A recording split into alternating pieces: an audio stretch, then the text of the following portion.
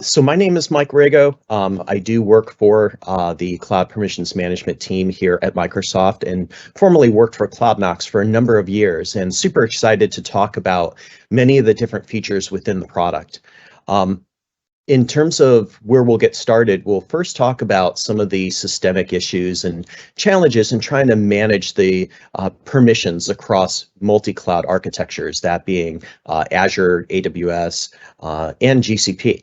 And we'll talk about some of the risks and threats out there too, and incorporate a lot of the research we've done over the years. And then we'll use that as a base for then talking about how Cloudnox and the Cloud Permissions Management solution can really help in terms of your permissions management, both in terms of looking and gaining visibility and mapping that to risk, but then furthermore helping you in terms of remediation and monitoring and alerting.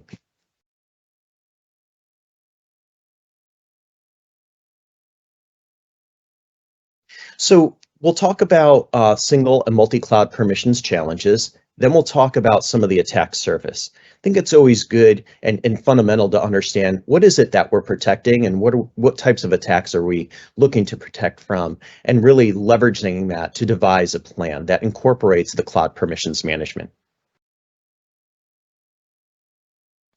We've done a variety of what we call risk assessments for organizations. This involves where we deploy the product. It does an initial data collection, a historical data collection to build a baseline. So on day 2, we can give you a report, and we call that our initial risk assessment report. It's from then on that the product will continue to monitor and collect and look at all of those identity artifacts that it can pull out of things like graph or all the different logs that we have across the different cloud infrastructures, that being Cloud Trail and AWS, Access Analyzer, Access Advisor, and with GCP also those relevant logs. There are kind of 3 systemic risks that we've identified really across all the organizations that have embraced this technology. First is that we find more than 90% of the identities, both human and non-human, that including service accounts, can really adversely impact the infrastructure, meaning that there's a lot of over-permissioned access and a lot of identities that have super user type access. They have write and delete type functions. They can build out stacks. They can tear down VMs. They can destroy buckets, blobs, containers, and more. Additionally, we also find the second systemic risk is, with this explosion in the cloud and people doing development and the rapid pace at which all of this is occurring, unlike anything we've seen in the past, is that as this grows like a carbon life form, all of this access across identities, service accounts, roles, apps, groups, resources, and more increases the overall risk due to a lot of this over-permissioned access. And trying to gain visibility into that, even in one cloud architecture, can be challenging. So within Azure, you've got 11,000 plus permissions. Similarly, in AWS, with over 11,000 permissions and more than 5,000 permissions in GCP. How does anyone really stay on top of those permissions and understand of those permissions which ones actually provide admin access? Furthermore, this can be kind of a moving target. So when you think about all of these cloud infrastructure vendors or cloud service providers, that being AWS, Azure, and GCP, constantly are rolling out new services and thus new permissions. How do you stay on top of that as well? It's essentially a moving target. So we see a huge increase in the identities across the cloud infrastructure. And on average, bottom line, for every human identity, you typically have 5 non-human or service account identities. Furthermore, and this is really kind of the biggest statistic that we see that really stands out, is the average identity is using less than 5% of the permissions that have been assigned. So clearly there's an over-permission problem. There's a blind spot in determining who has admin permissions. And additionally, how can I, if I'm trying to do identity governance as well, how do I uncover those users that are using 0 permissions? Well, it really comes down to the unique ingredient we bring to the table here with the Cloud Permissions Management, which is to look at activity, which is a patented piece of the product. What that means is that, well, many focuses in the past have been really focused around permissions that have been granted, we bring this second ingredient to compare what activities are actually occurring. So at the end of the day, if Dave is only using 10 of the 11,000 permissions, we can leverage that new visibility, that new lens in which we identify that, to perform remediation and remove all the unused permissions Dave has never used. This has really resulted in kind of a new cyber kill chain focused around the cloud infrastructure. We did in the past an article for Forbes, and in doing so, we really outlined what this means in the context of your cloud infrastructure. The ability now to leverage over-permissioned access and access to resources to perform initial infiltration or role chaining across account access, where you can jump around between different AWS accounts, or lateral movement where within Azure, you can leverage a lot of that over-permissioned access to move around within that infrastructure and do a lot of things that the admin didn't intend to allow you to do. At the end of the day, it's also important to remember that even with read-only access is the ability to potentially even download data and exfiltrate that out of the organization. So with the Cloudnox permissions management, which is part of this category called CIEM, or Cloud Infrastructure Entitlement Management, is a solution where we're providing this visibility and control around these permissions across your multi-cloud architecture, all in one console. So no longer do you have to jump around between the different consoles for AWS, GCP, and Azure and have different tabs open and try to figure out the permissions, or go to each respective team for those three clouds. Now you can gain that visibility in one console, and furthermore, do that remediation in a consistent way across all three of these clouds.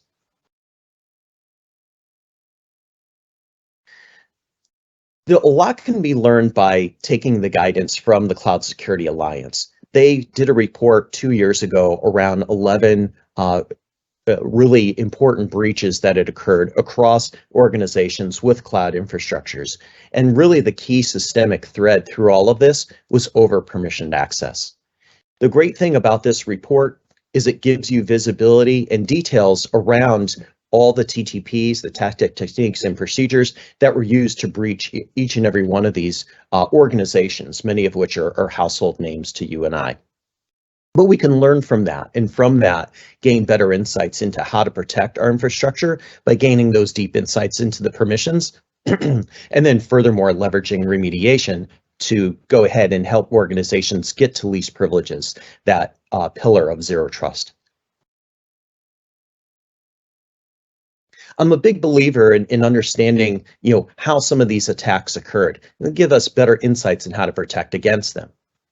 One of the biggest breaches that had occurred that involved over-permissioned access involved an organization where initially their firewall was breached via a server-side request forgery, this virtual firewalling. And once that occurred, allowed the attacker to assume a very over-permissioned role, and from that, gain broad access to the broader infrastructure. This also represented a huge anomaly to what had normally been observed in terms of behaviors within this environment. So as a result, you can gain those deeper insights with the Cloud Permissions Management solution. So in this particular attack then, the attacker then ran a plethora of different permissions that had never been observed within the environment, and furthermore exposed 700 other S3 buckets within this particular AWS environment. And in addition, even with read-only access, allowed the attacker to go ahead and exfiltrate that data, thus exposing more than 100 million customer records.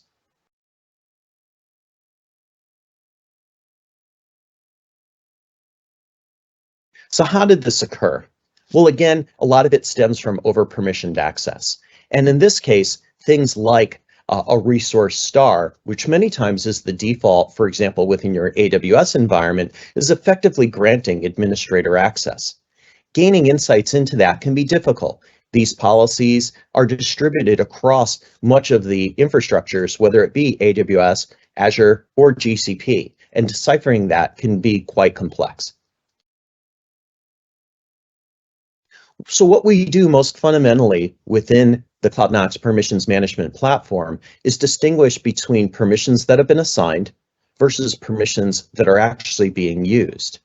And then we boil that down into unused and used permissions.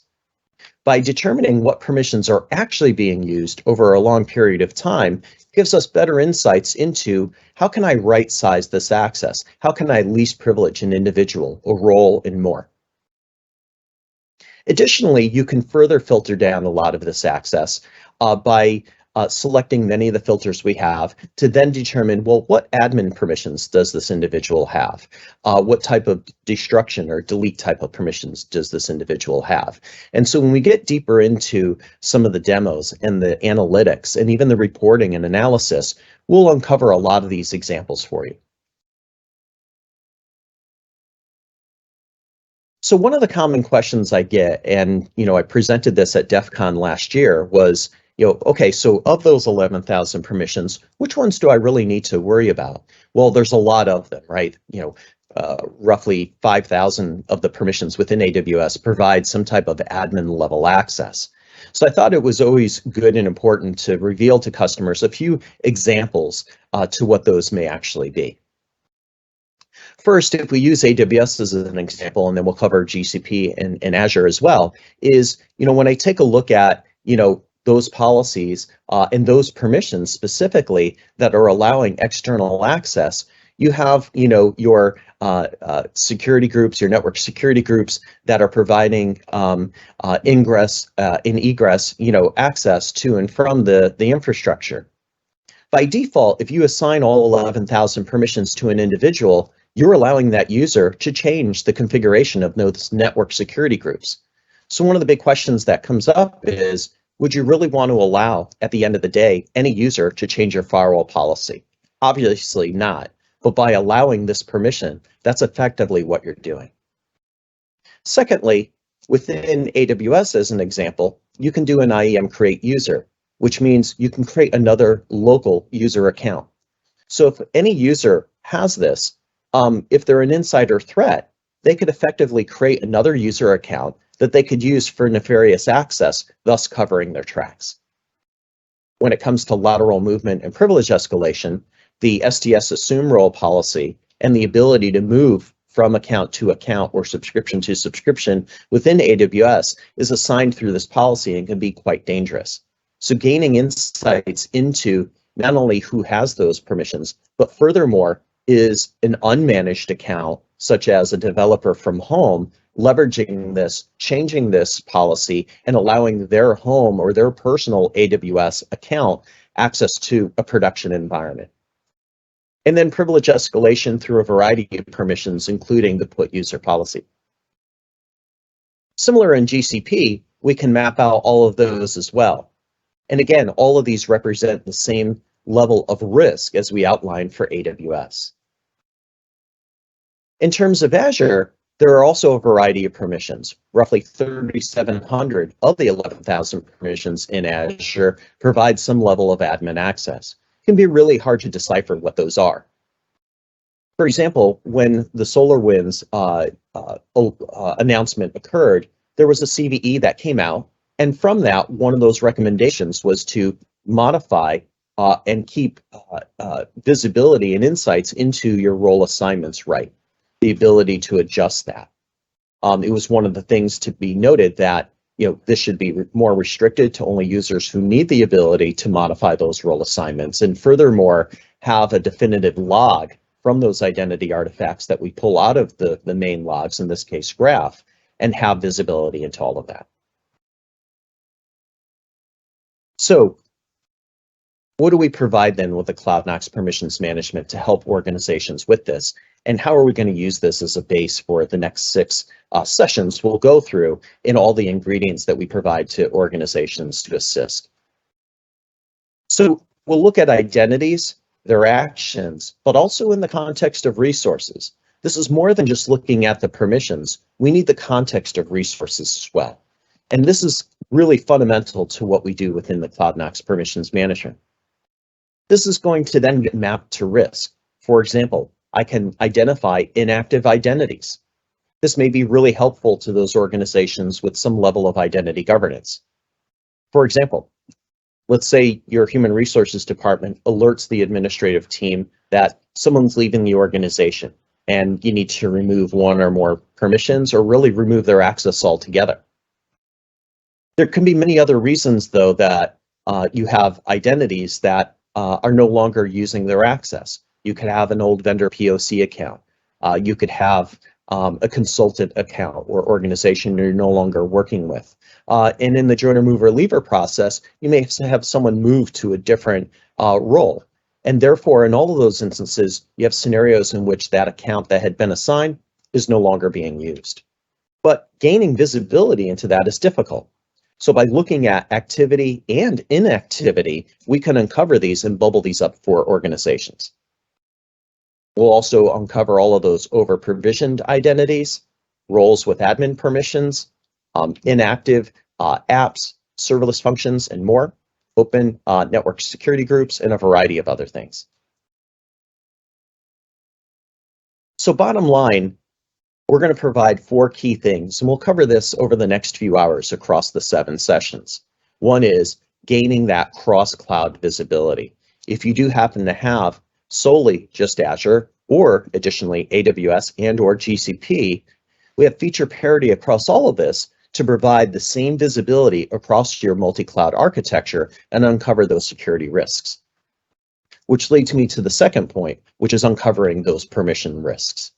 So now we take all that activity visibility and map that to over-permissioned access, who has security permissions or security admin permissions and more, and help in terms of then leveraging that to do the remediation, both in terms of least privileging and right-sizing that access, but then furthermore balancing that to build a life cycle around entitlements management, where if I remove a variety of permissions that are not being used for Dave the developer, if Dave needs a new level of access, we also include a permissions on demand feature set within the product to build out that life cycle. And we'll talk more about that in the follow-on sessions. And then we complement that with our anomaly alerting and custom alert triggers. So within the product, we do leverage machine learning to baseline what every identity is doing over time. When we see a deviation in behaviors, we can alert on that activity. We'll have an entire session devoted to monitoring and alerting. We'll show you how to create alerts, how to leverage the built-in anomaly alerts, and show a few examples across SolarWinds and a variety of other things, such as insider threat.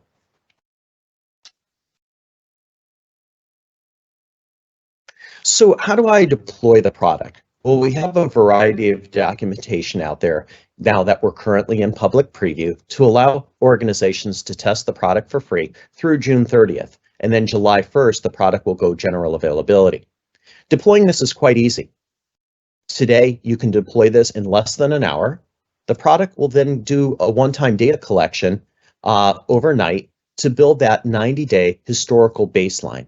This way, on day 2, you're operational and you can view your risk assessment report as well. And then the product from there on will continue to monitor and collect and build out more as it goes. But that historical data collection is going to pull those identity artifacts out of Graph, out of Cloudtrail, out of the Google Logs to essentially allow you to identify who's doing what, where, and when. So on day 2, you can expect to get a report similar to the following.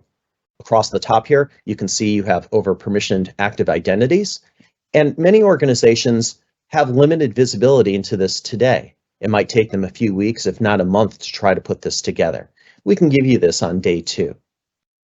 Furthermore, of the subset of admin permissions, we can see each and every individual who has those permissions and help you identify for separation of duties who actually has admin access or accidental admin access.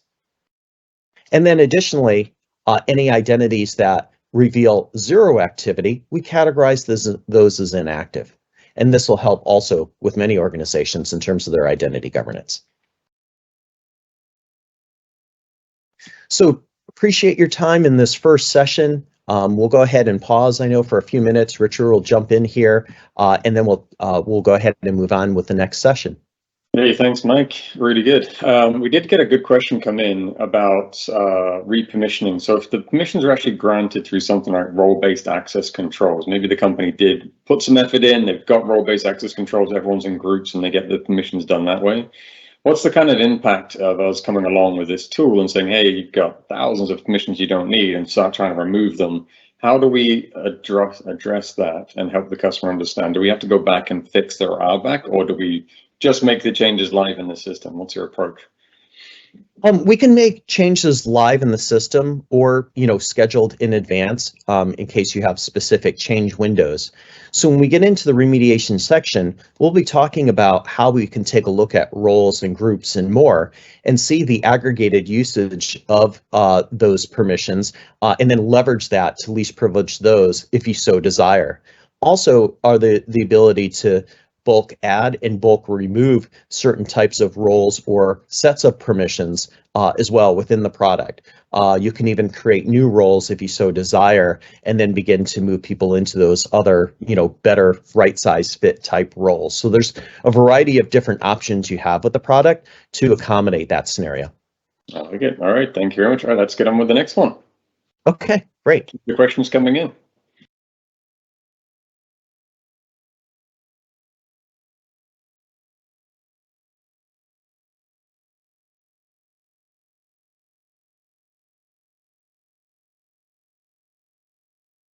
All right, so let me go ahead and share out the next presentation here.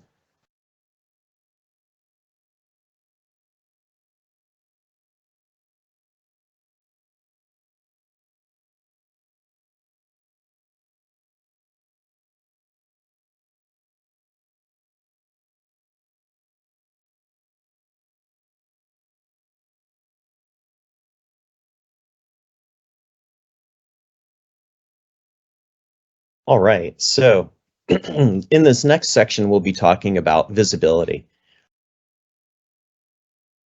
So when we take a look at visibility, again, we bring all of this into one console. So if you are a multi-cloud architecture environment that includes Azure and/or AWS and/or GCP, then we can actually provide visibility all in one console for you in a very consistent and feature parity oriented kind of way.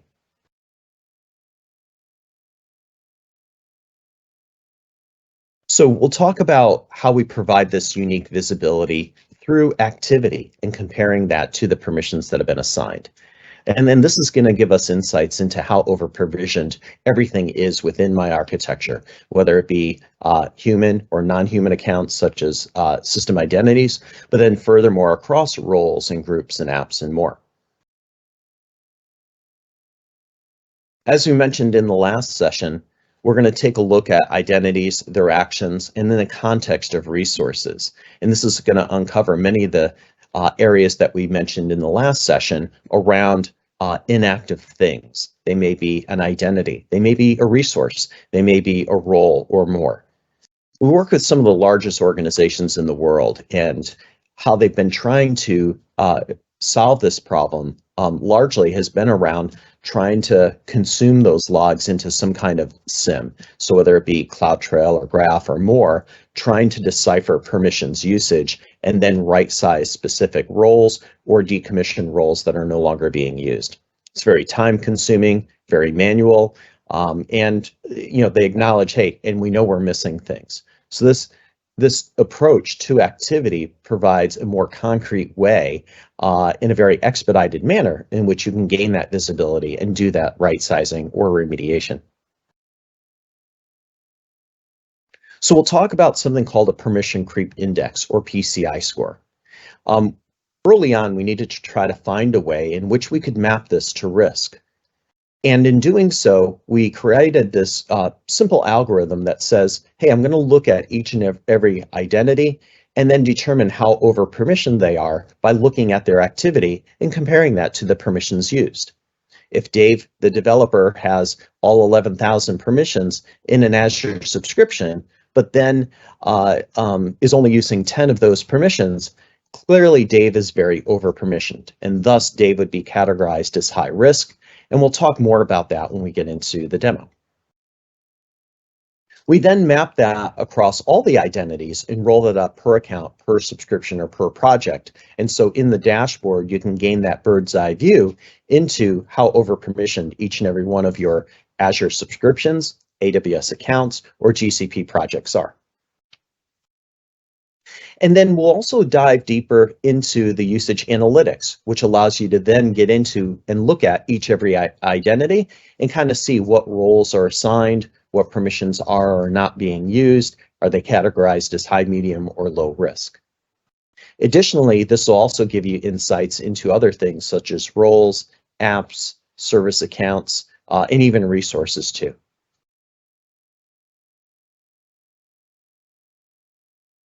As we mentioned in the last session, when we deploy on day 2, we can give you a risk assessment report, which is an initial insight into how over-permissioned your environment is and mapping that to various risks, ranging from over-permissioned access to individuals that might be accidental admins to people who are not even using their access and thus using zero permissions.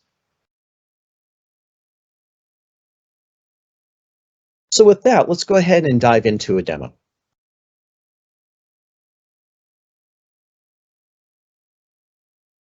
So when you first log into the product, you'll gain insights into visibility, and we begin with the dashboard. The dashboard gives you visibility across your cloud infrastructure, again, Azure and/or AWS and/or GCP, to give you those insights all in one product, all in one console, versus going to those different admin teams to gain those insights.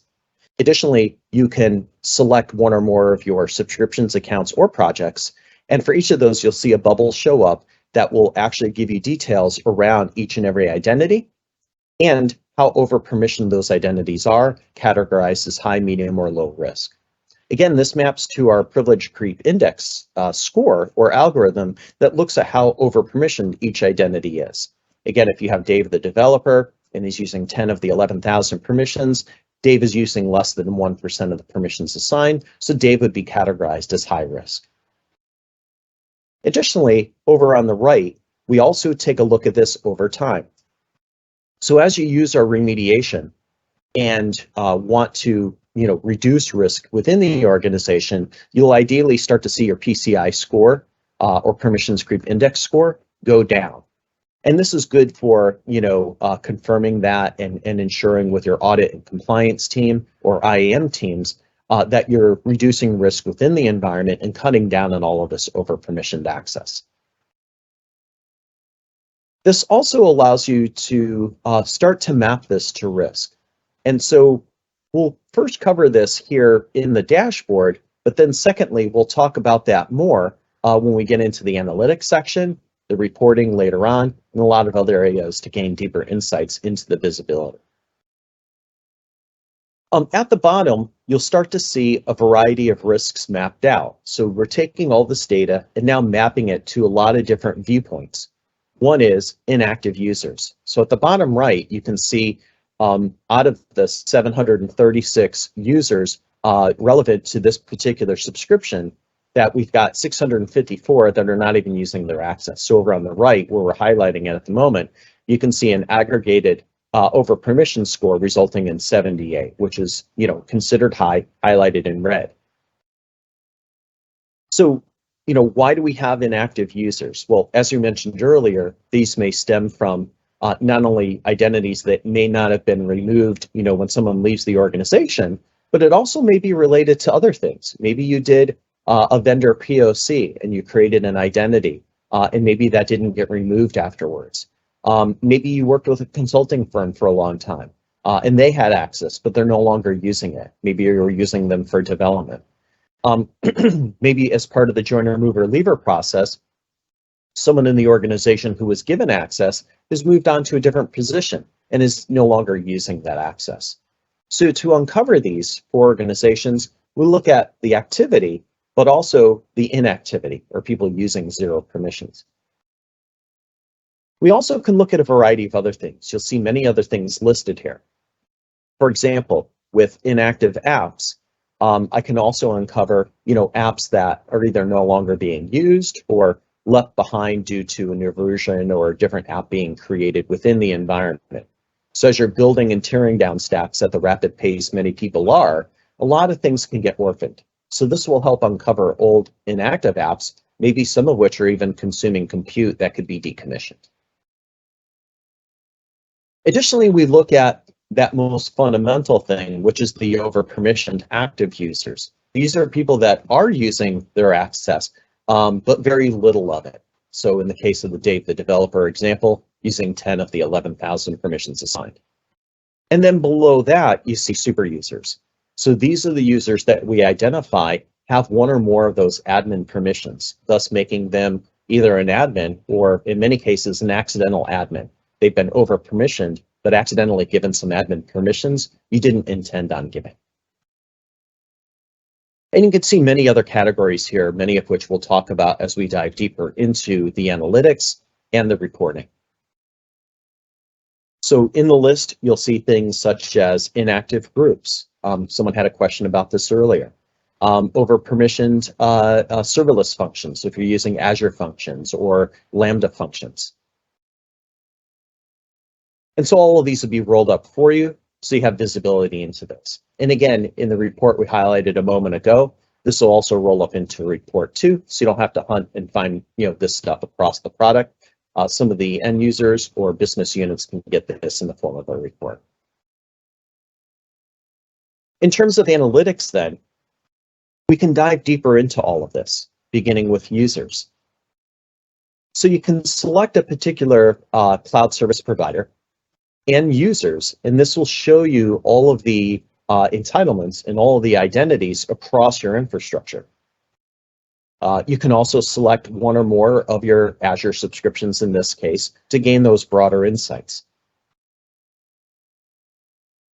And then in addition to that, you can also select from the identity type, which could be user in this case, but it could also be a role, app, or service account. And as we look at each of the identities below, we can see that index score. So Joey here has an index score of 82.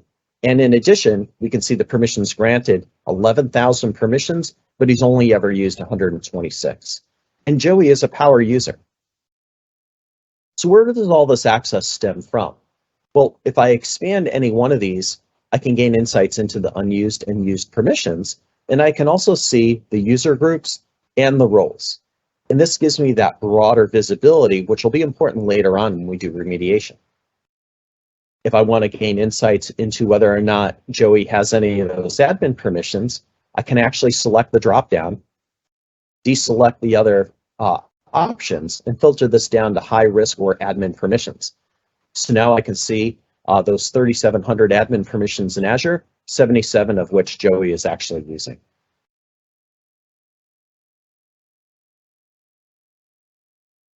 So you can do this for each and every identity in the infrastructure, or you can additionally dive even deeper. So if we hit that next rock layer, we can expand the details for Joey to gain those insights we saw before around roles, activities Joey is performing, resources that Joey may actually be using, and then something we call permissions, or the All Permissions tab, which is a bird's eye view into everything Joey has access to across the infrastructure.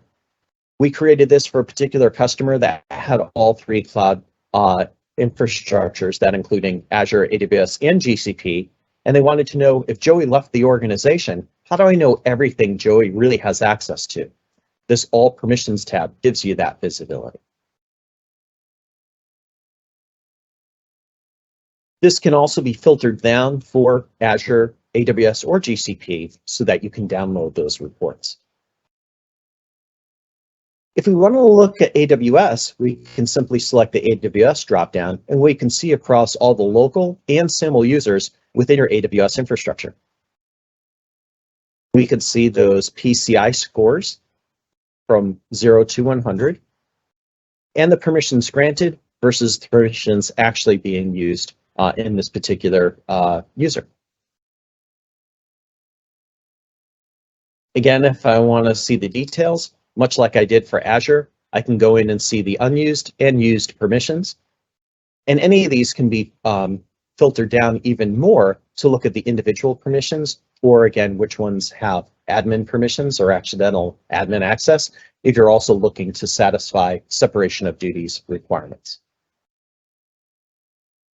Here I can take a look and I can see this individual has and is even using create role, create bucket, and a variety of other things within the AWS infrastructure.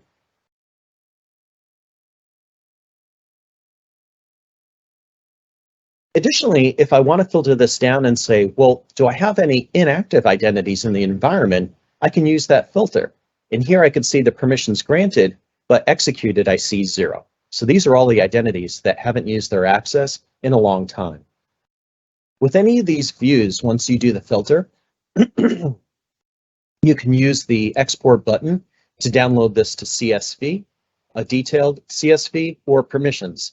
And what this will do is send you an email with a link where you can securely download the report.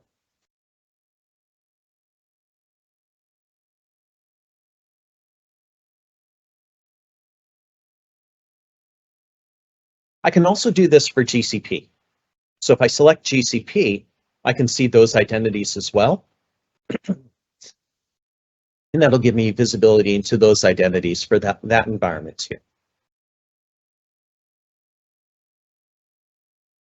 As we showed from the dropdown, you can also look at resources, roles, apps, or service accounts, and more. So if I want to do this for Azure, I can see all the managed identities, apps, user managed identities, and more. And just like we could at an identity level or a user level, I can do this at this level too. So I can see the permissions assigned versus the aggregated permissions being used, and what all that permissioned access actually looks like and where it's stemming from.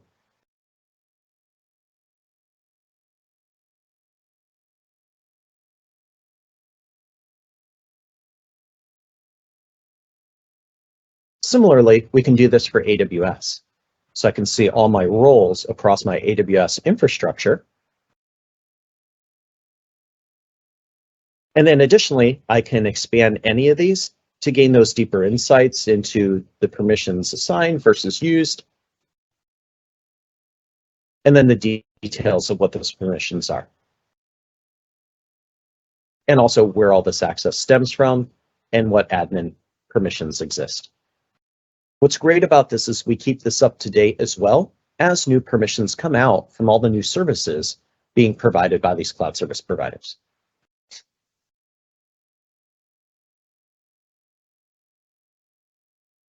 Similarly, I can do this for GCP. So I can see all the GCP service accounts and whether or not they're being used and to what extent. But we've only scratched the surface. We can also look at groups. And this gives you similar insights across all of your Azure groups in this case. What permissions have been granted versus what's being used or executed, including ones that may no longer be used. Here we can see 0 permissions actually being used. This might be a good candidate to potentially decommission if it's no longer being used.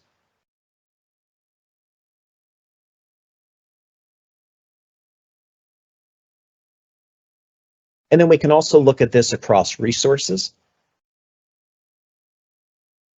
So across Azure, GCP, or AWS, we can look at any of these resources to understand who has access to them and who is actually using them. If this was a production environment and you needed to review this for compliance, you can always go in there and take a look at that in detail. In this case, we have a virtual machine within Azure. I can see that it's been granted 22 permissions, 6 of which are being used. But what's really interesting is if I expand this, I can see where all this access stems from. I can see who has access to it and who's actually using it. So I can see I've got 40 plus people that have access to it, of which only 6 are actually using this resource.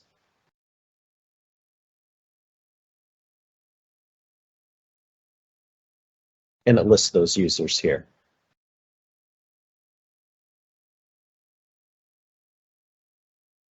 I can always dive into this in more detail too. So if I want to see things like an access graph and gain better insights of all the paths by which people could get to this resource, we provide that visibility too. So I can click the hyperlink for any resource. And again, we support all resources within these cloud environments.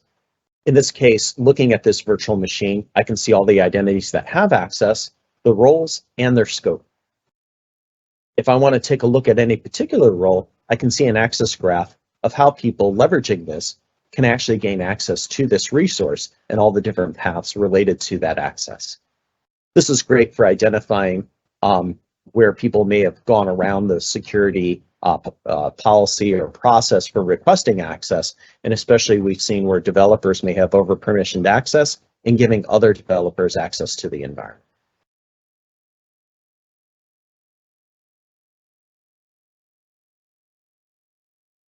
Similarly, we can do this for AWS. So we can look across EC2 instances, S3 buckets, but a variety of different resources within AWS in which there's a plethora of those. And we do look across all of those, and we do have filters if you want to just look for S3 buckets or other things. When I select a particular resource, in this case an EC2 instance, again, I can see the permissions granted versus permissions being used, and I can see all the users that have access and then the users that are actually using that access.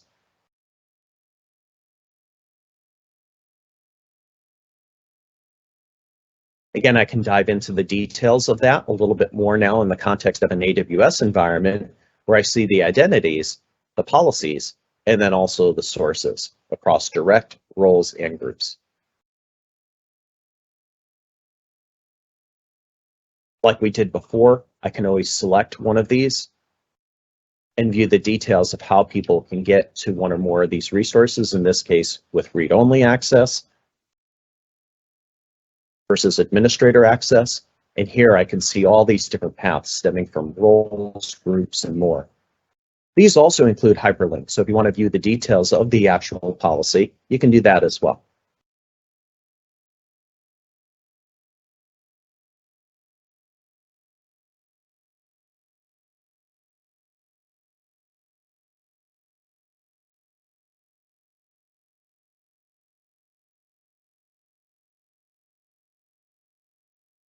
So we can go ahead and look at other things as well. For example, we've looked at users, groups, and resources. Let's take a look at access keys. Access keys are frequently used within AWS, but also within Azure and even GCP. Best practices recommend you rotate these every 90 days. And what we frequently find with these risk assessments is people have lots of leftover access keys. Remember that an access key is an alternative way to access the environment. So many people may be doing administration tasks via a web browser, but you can also do it from the command line and the SDK provided by, in this case, Amazon. And in doing so, you leverage a key and a secret key. When you think about that, many times developers will embed that in their code, and in some cases, when posting it elsewhere, forget to remove that. And it can become an important backdoor into the infrastructure. So ensuring that these are rotated regularly and ensuring that any old keys that aren't being used or decommissioned is part of the overall security hygiene in reducing that risk overall. Here we can see we have a variety of AWS keys that are more than 90 days old. We can see they're not even being used. And when we look at a grid of the actual usage as well, we can see that confirms the case that we've observed zero usage with this access key for well over a year. So most likely it's a good candidate to be decommissioned or disabled for that matter.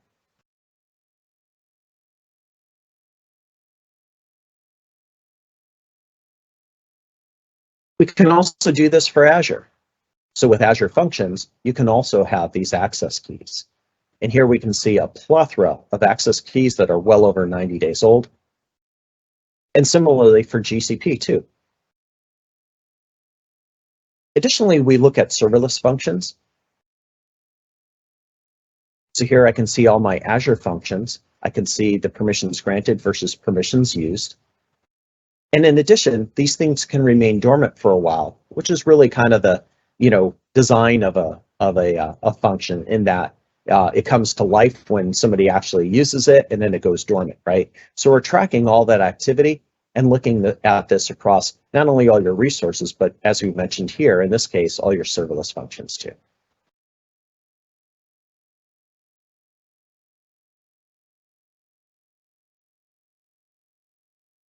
So continuing on then,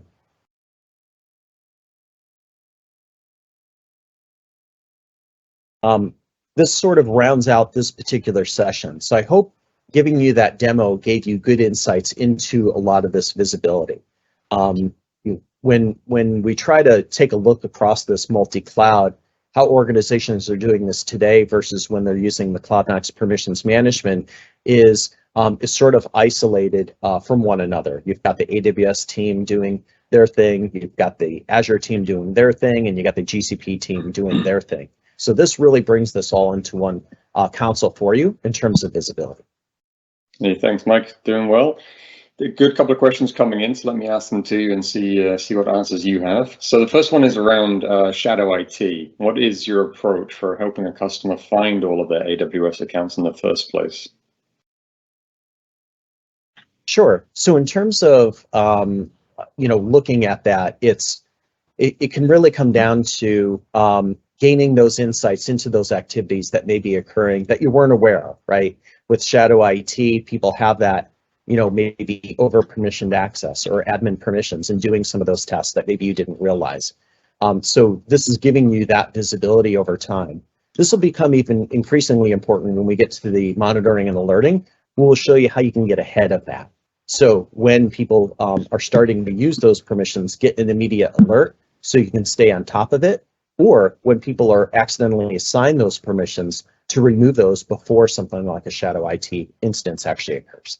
Right. One of the ways that I would say look for it as well is you can look in the file logs, the endpoint logs, and you can try to see the AWS account details are in the URLs. So you would match the ones you know of and that you've registered within this solution, and then anything else, you'll see that your developers may have spun up a personal session and might be using that too.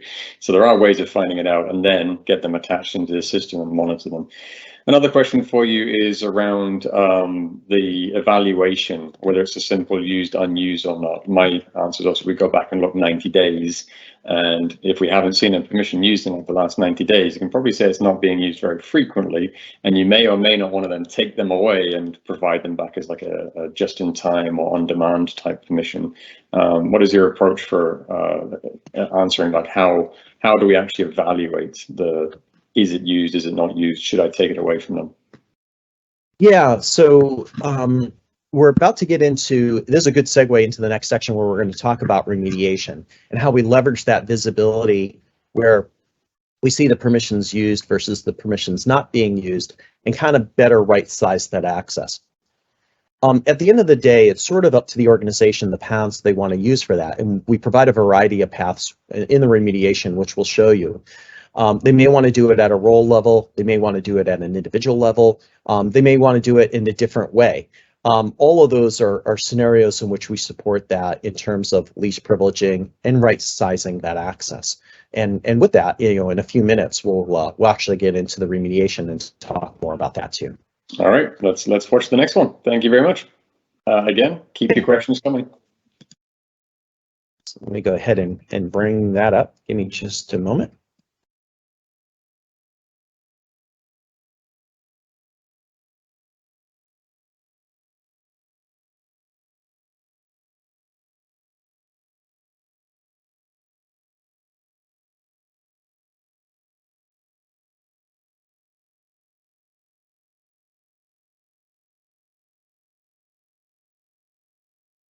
All right, and let me show that out.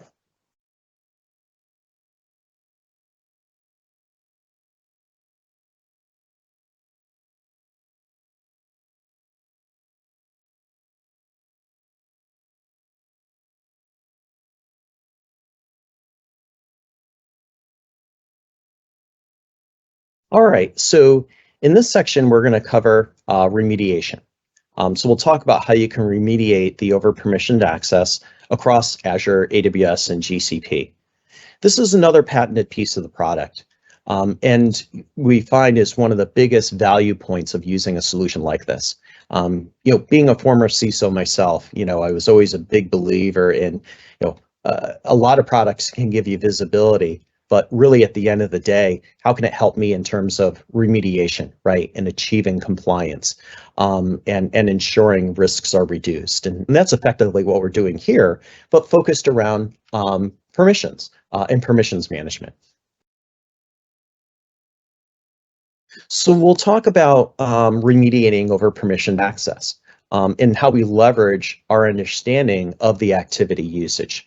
In the last section, we talked about visibility and the analytics, and later we'll talk about reporting. But we're going to leverage this data to then inspire what we're going to do with the least privileges.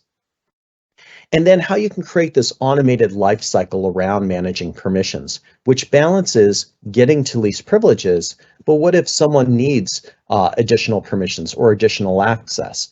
We'll help you build a life cycle around that helps with the least privileging, but with our permissions on demand and just-in-time access, the ability to allow people to request access too. Bottom line, at the end of the day, how we do the remediation fundamentally is to actually remove the permissions that are not being used. So as we do the remediation, as we do the least privileging, we're actually going to be removing those permissions that they've never used. Thus, we're not really locking anybody out of anything. And in addition, if they need additional access, well, that's why we have the permissions on demand.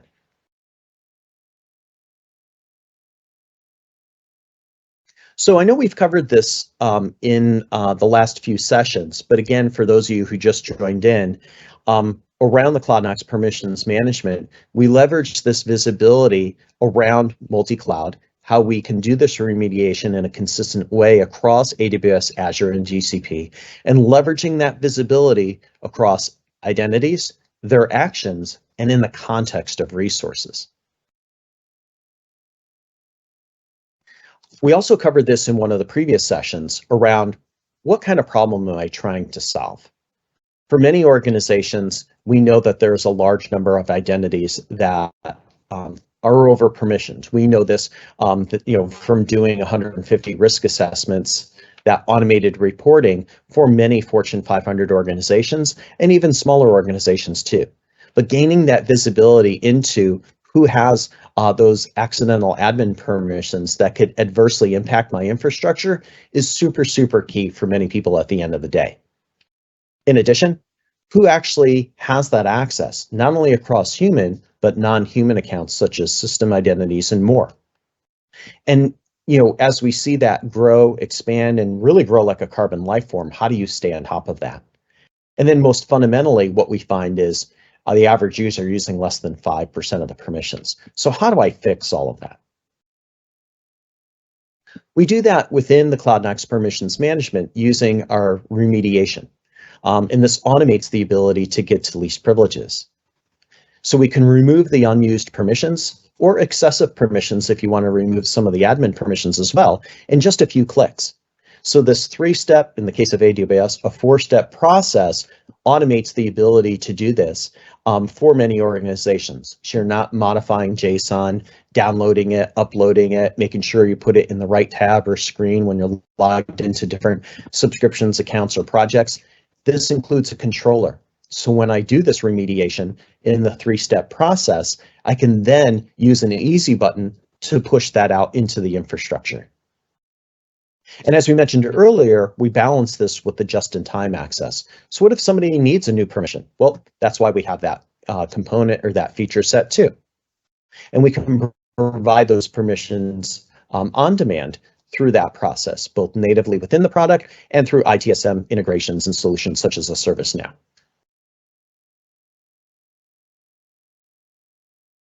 Many of these use cases also include things such as, hey, I want to implement a guardrail and use that to not only monitor, but enforce least privilege, not only at a user level, but for roles, groups, and more, and apps. And then also, if we identify those inactive identities, how can I decommission those or least privilege them? And in addition, we want to remove all the high risk permissions if they're not desired. So if we find inappropriate usage of this, where we see separation of duties and users that have accidental permissions, how can we remove that? And this can also be part of your access control and your automated processes for DevOps. So we do have integration with things like Terraform. So if you have a CI/CD pipeline and you're building out stacks, we can auto feed a right-sized role via the API for when that stack is actually being built. And later on, when we talk about the monitoring, we can leverage all of this to also detect and alert on anomalous behaviors. If you've missed anything, this is sort of a catch-all, and you can leverage the alerts to say, gee, I see a user using super user permissions. You can get an alert immediately around that, so you can address that more immediately rather than later on or potentially after a breach. And then we'll also talk about the just-in-time access using the fine-grained access and visibility. So let's go through a demo of remediation.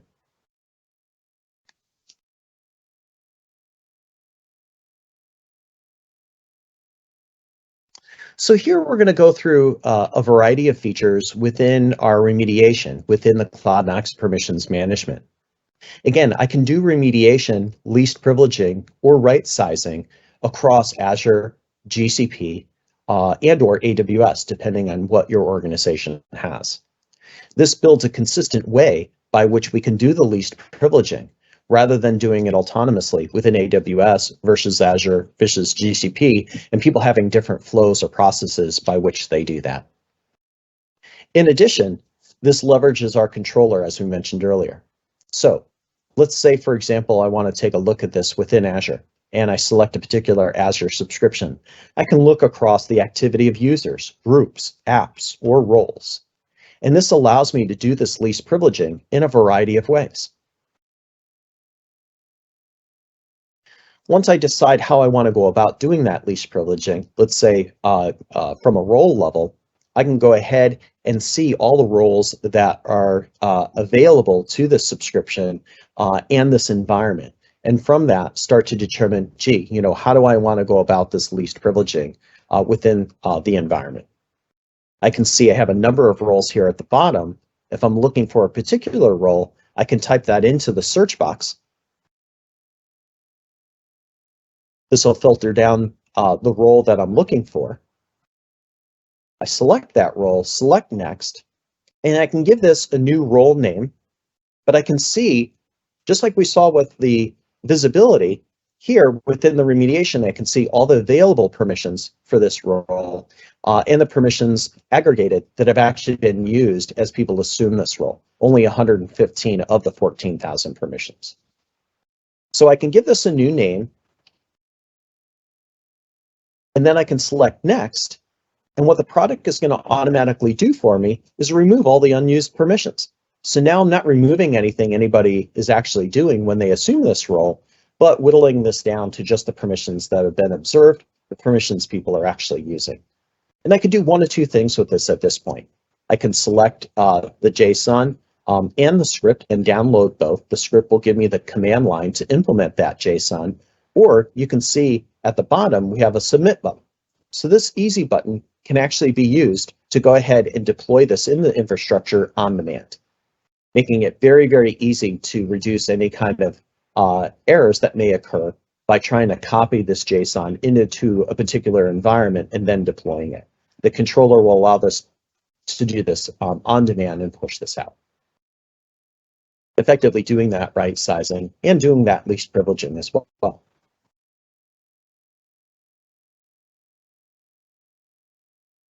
This also will hinge on up at the top right, as you can see, whether or not the controller is enabled or disabled. I can also do this at a user level for one or more users. So again, in the search box, I can search for a particular user or select one. And here I can see this user is only using 2 of the 14,000 permissions assigned for this particular subscription. Again, I can give this a new role name and right size this user's access by selecting next. It'll calculate a least privilege JSON for me, removing all the permissions that are not being used, as well as the script to implement it in their environment. And again, we can either download those and deploy it using the Azure command line, or we can submit it using the easy button at the bottom right.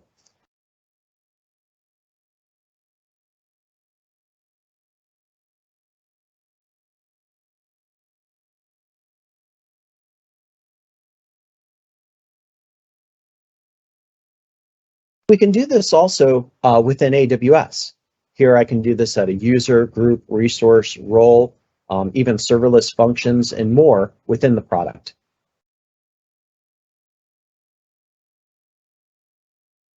Most organizations are doing role engineering, so many times this right-sized access is performed at a role level. So I can select role, and within there, select a particular role for right-sizing. I don't know at the moment what permissions are being used, but when I select next, I can see only 6 of the 10,000 plus permissions assigned are actually being used. I can hit the next button. And as we mentioned for AWS, we have 4 steps instead of 3. And this is to accommodate the character limit within AWS policies. And I can go ahead and put in a role name. That'll create the relevant JSON for me, removing all the unused permissions. And again, the script to implement it from the AWS command line. And then I can download that JSON script and implement it. Or again, I can use the easy button since I have the controller enabled within the environment.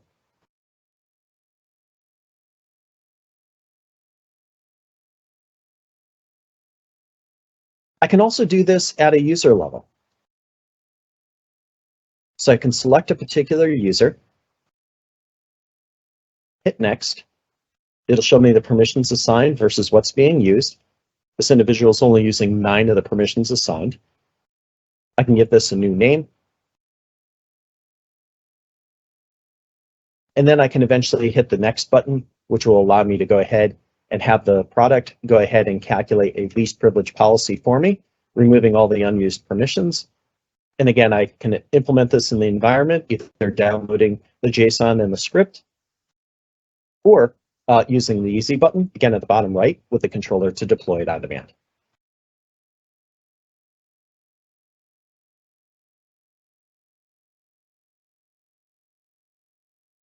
Similarly, for GCP, I can do essentially the same as we've shown for Azure and AWS.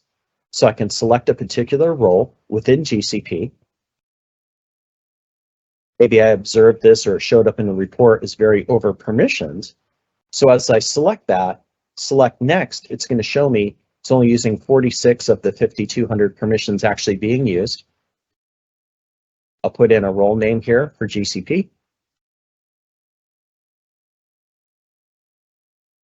And again, it's going to calculate a YAML and a script to implement it within the GCP environment. But that YAML has been created by using or leveraging all the unused permissions and removing those from that. And then that can be deployed in the environment, either on demand or downloading the YAML and the script.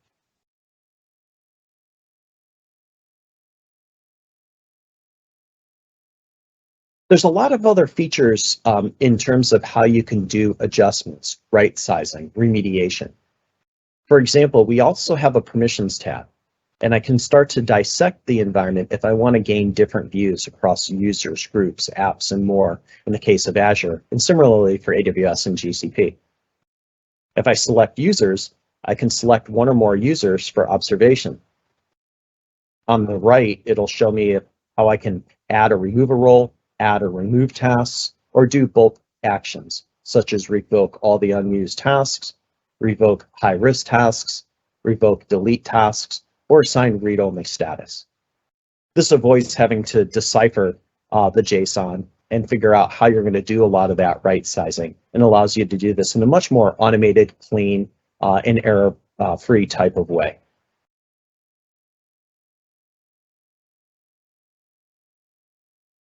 Similarly, for AWS, I can do the same thing. I can select users and observe those users and attach policies and do a variety of things.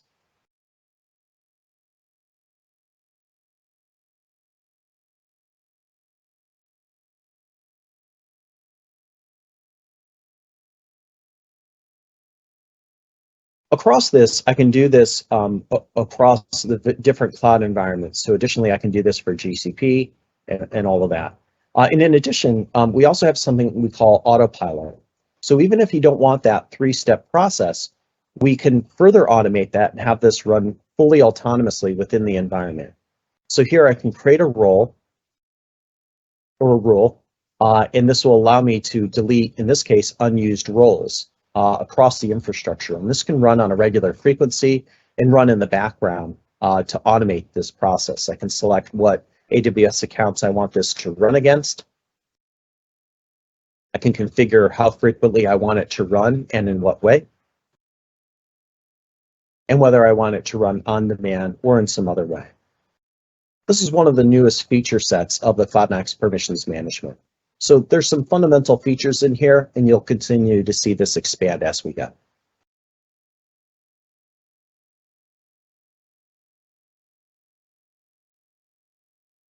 And that rounds out the remediation section. We'll go ahead and move on to our next session. But we'll go ahead and pause here for a few minutes and let Richard jump back on as there may be questions that may be coming in.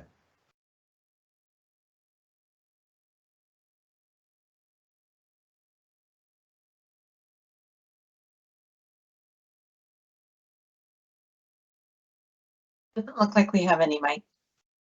Okay. Oh, sorry, we do. Yes, we do have some very good questions. So one of them is around really about the future integrations. As we start to see this become more and more Microsoft, is where in the portals will this exist? Will it continue to stay as its own separate thing, or are we going to start to see it coming into Defender for Cloud and Defender for Cloud Apps or security.microsoft.com? Where do you see it fitting? Yeah, so today when you log into Azure and you go to Azure Active Directory, you'll see the tile for the Cloudnox permissions management. This is where you can enable it, configure it, and use it. With some of the feature set that we traditionally have had within Cloudnox, in the Cloudnox permissions management, is to start to tie this into many other feature sets. For example, Sentinel. We've always had the ability to send alerting to Sentinel, but now that we're part of Microsoft, and when we get to GA and beyond, we're going to enrich that through more intelligent alerts and correlated alerts as well. In the context of Defender for Cloud, some organizations are looking at a full, trifecta of CWPP, CSPM, both of which exist within Defender for Cloud today, and then now incorporating CIEM as well. So the compliance that we traditionally had within our product is going to transcend over into that as well, to really give you those three, which is now categorized as an area called CNAP as well.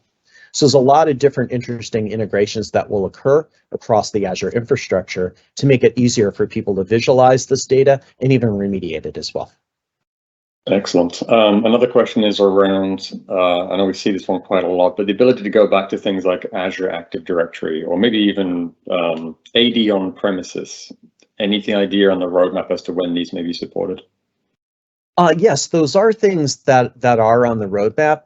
And we've been having conversations during our public preview with customers that are testing the product and under NDA, where we talk in more detail about where the roadmap is going. But those are certainly things that we're looking at. And if you want an individual session with someone here, at Microsoft, we're more than happy to line that up and go through that in more detail for you. All right, one last one for you, and hopefully we don't catch you out yet on anything you can't answer. With a limit per subscription in Azure, how many custom roles can be created? Is there an option to use existing built-in roles instead of keep creating new custom roles? Yeah, absolutely. So you can assign, existing roles as well and be able to slot somebody into maybe a better fit role. So those are things you can do today. What we're looking to do next within the product is to create a recommender. So where the product will do the analysis and make a recommendation as to a better right size fit for the individual. So yes, you can do that today, and we're going to make it more intelligent after GA, which will be July 1st, as we've publicized, where you'll have additional features as well. So if you'd rather not create additional roles, we'll move people around into other roles that might be a better fit. Again, you could do that today, and then later on, we'll be adding some recommender type functionality too. Excellent. Thank you very much. Well answered. As I know, Mike knows a lot about this topic. Okay, Mike, you got one more session for us, and then we'll take a break. Okay, great. Let me go ahead and stop the sharing, which I've done, and let me go ahead and share out the next set of slides.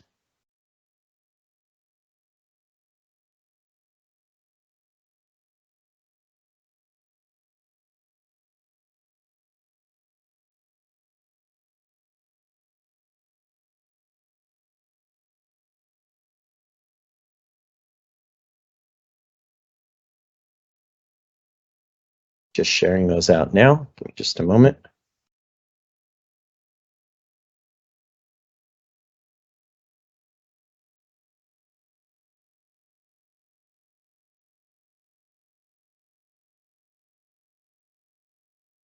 All right, so in this section, we'll be talking about the permissions on demand and just-in-time access within the Cloudnox permissions management.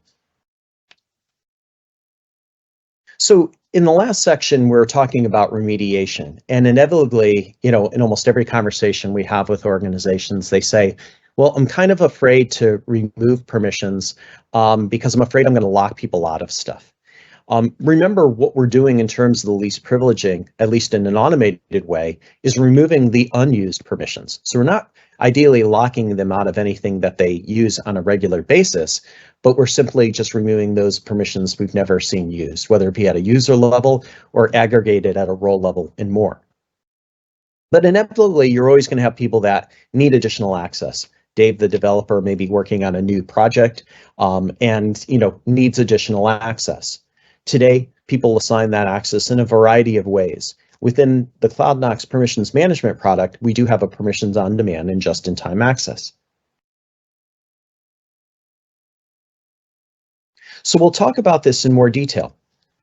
This will allow you the ability within the product or through an integration with an ITSM solution like a ServiceNow, for example, to go ahead and allow people to request access. As an example, maybe you have a developer you've least privileged, or a variety of people you've least privileged, and they come back and say, gee, I need to run a report, or I need to work on something new. And this will give them the ability to log in natively into the Cloudnox permissions management or leverage the menus rendered within something like a ServiceNow. So what is the value behind this? Will allow you that just-in-time, fine-grained access, especially when you might need high-risk permissions. This can also be time-bound, and we'll show you that in the demo, which is kind of interesting. You can also automate the approval workflows. So natively within the product and through something you may do with ServiceNow, through our integration with that, would be the ability to say, hey, I want these people to have the ability to approve it, the admins, or maybe you want to auto-approve because it's a break glass scenario in certain instances. You have the capabilities for both within the Cloudnox permissions management. There's also time limited, but the controller, since we have a controller in the environment, can push out access for a certain time window, remove it, and if this is a scheduled weekly thing that's going to run, it can automatically push that out weekly without having to request it over and over and over. There's also kind of an interesting way in which we handle the requests. There's something we call templates, and it's really cool. I'll leave that for the demo and we can talk more about that. And then also our integrations with ITSM solutions that you may already have deployed within your environment.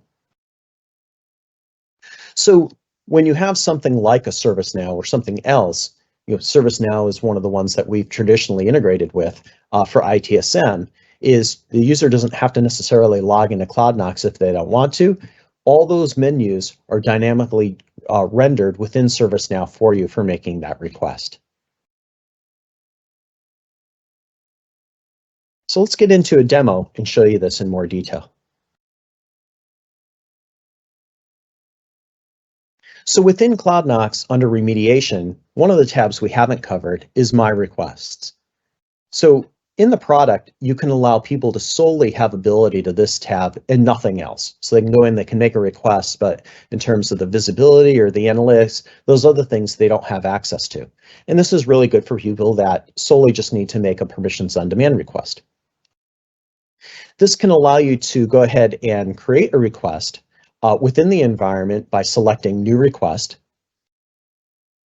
And when the user does this, they can select, for what particular cloud, what particular subscription account or project, and then what permissions they may actually need at various levels.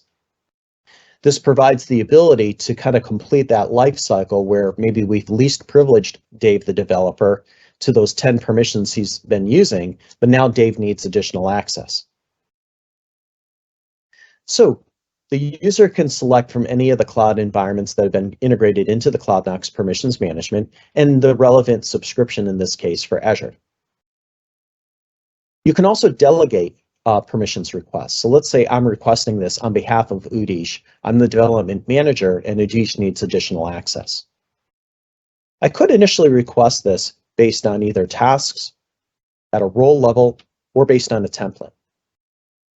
Many times people are not entirely sure the exact permissions they're going to need. So if you do this at a task level, you may find yourself selecting one or more permissions just in case they might need it. And that's kind of where this problem really stems from, and the over-permissioned access is. With 11,000 permissions, it can be really difficult to know exactly what permissions Udish might need. So that's what has prompted people in their evolution of performing this to kind of bucketize permissions into a role. So instead, a role can be chosen through the request process that may be existing already natively, or a custom role that may have been created. So now during the request process, you can go ahead and request one of those and actually assign that during the request process.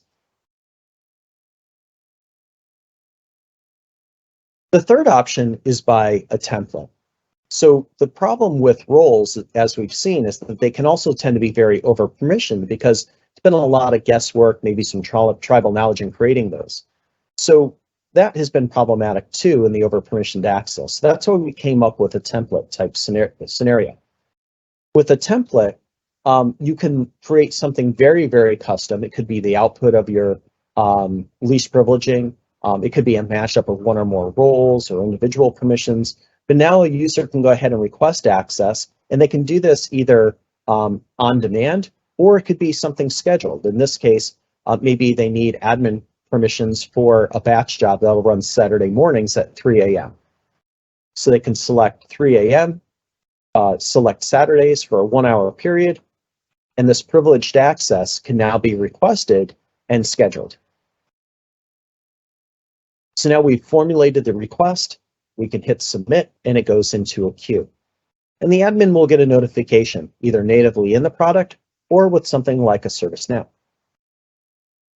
So we'll look at the actual request tab, and in that request tab, we can see the incoming request and view it in detail to determine whether or not we'll approve or reject it.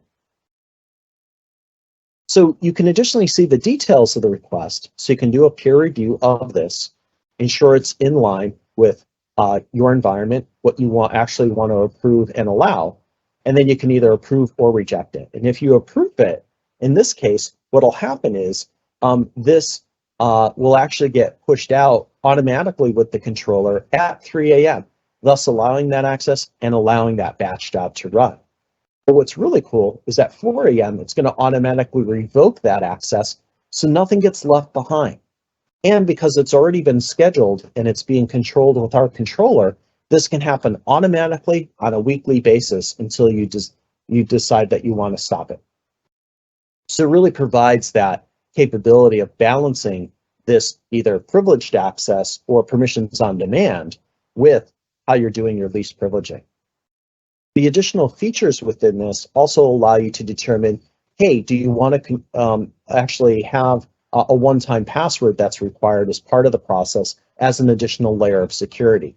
You can enable or disable this feature set in the Settings tab to leverage this option too if you want to.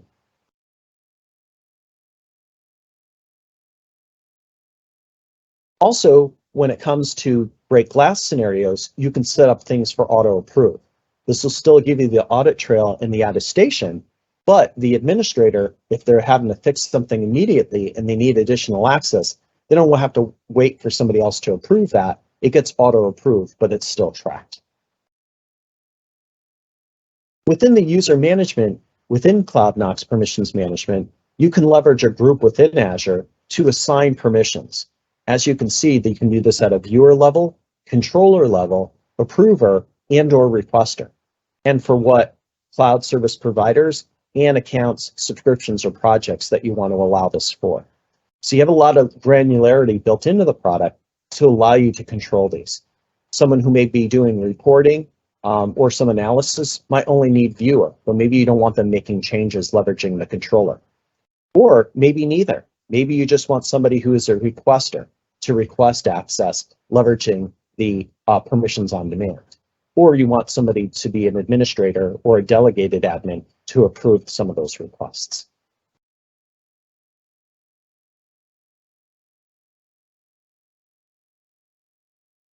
If I want to view these or edit these in more detail, I can go ahead and select the three dots, and it will allow me to adjust or create all of these permissions or restricted access within the environment in assigning all of this.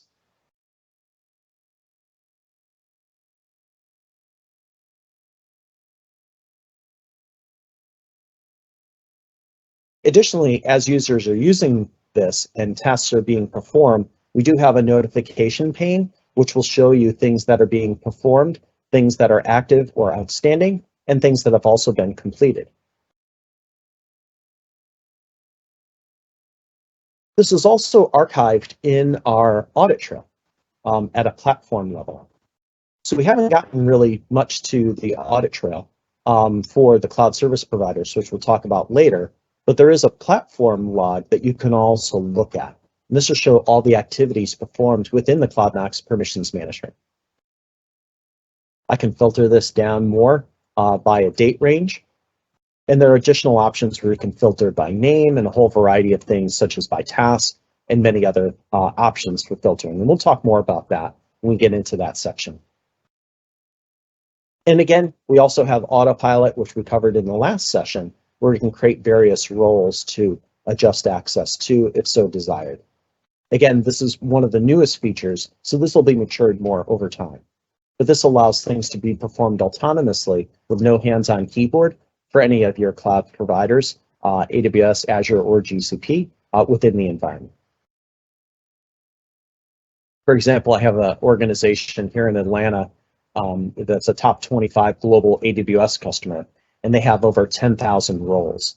So for them, having some level of automation to decommission unused roles and also least privilege existing roles is something that's incredibly helpful using the automation built into the Cloudnox permissions management.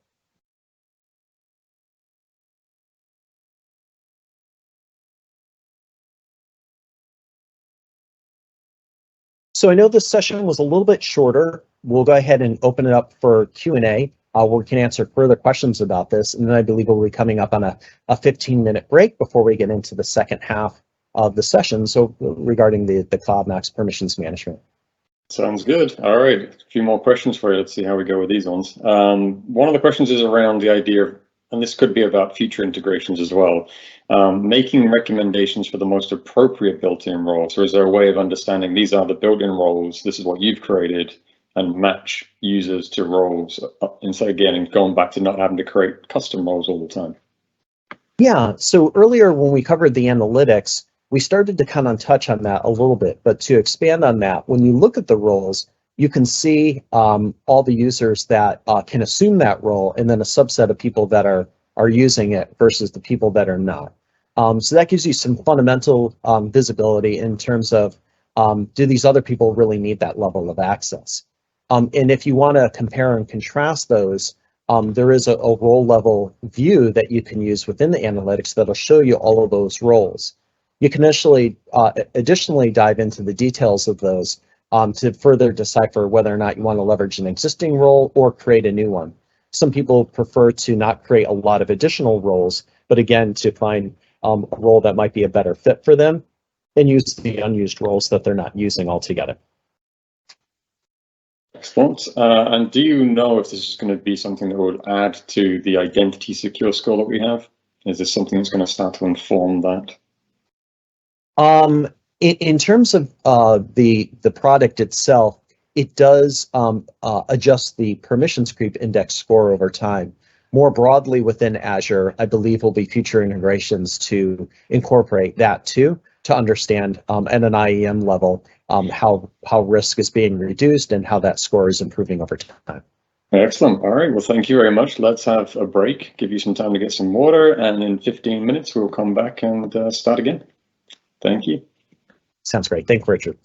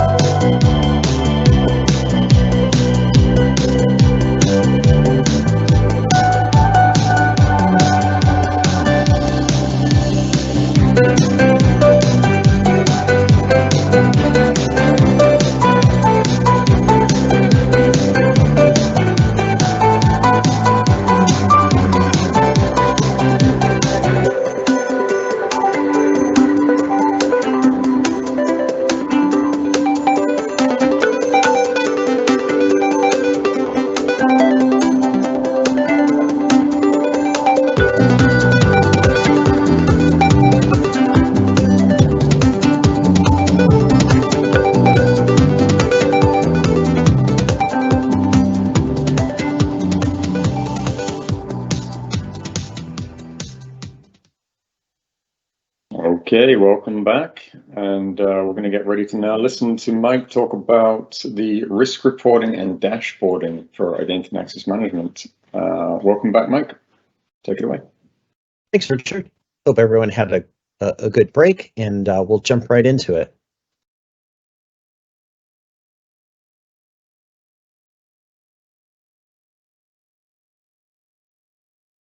So we've covered a variety of sessions so far, ranging from visibility to remediation to mapping to risk. And we want to talk a little bit more now about the dashboards and the reporting and how you can leverage this across your multi-cloud infrastructure, including Azure, AWS, and GCP.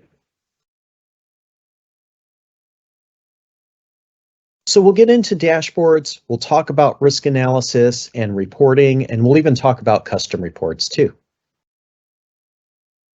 I've covered this slide a few times in the other sessions, but I think it's important to come back to this because when we work with organizations and walk them through the dashboards and the reporting, we try to ensure that these key systemic risks we see across all organizations also resonates with them as well. So we'll talk about this as we go through the reports about how the high quantity of identities can impact your infrastructure, meaning there's probably a lot of identities in your environment that you don't realize has one or more admin permissions.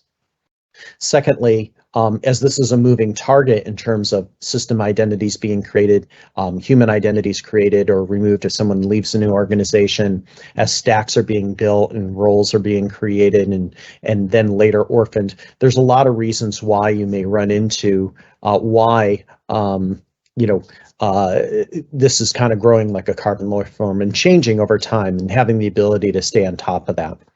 And then really understanding and knowing that what we see with the other organizations is that on average, the average identity is using less than 5% of the permissions assigned. So one of the things I frequently ask organizations, and we've covered this a little bit already, but this will map very well to what we'll go through in the demo, is do you have a good sense for how over-provisioned your active identities really are? Many organizations we speak to have some sense of that, but they don't have a concrete way of reporting on this.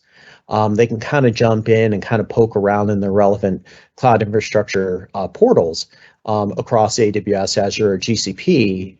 But in addition, that's usually done by different groups. And when you ask different people, you kind of get different answers around this.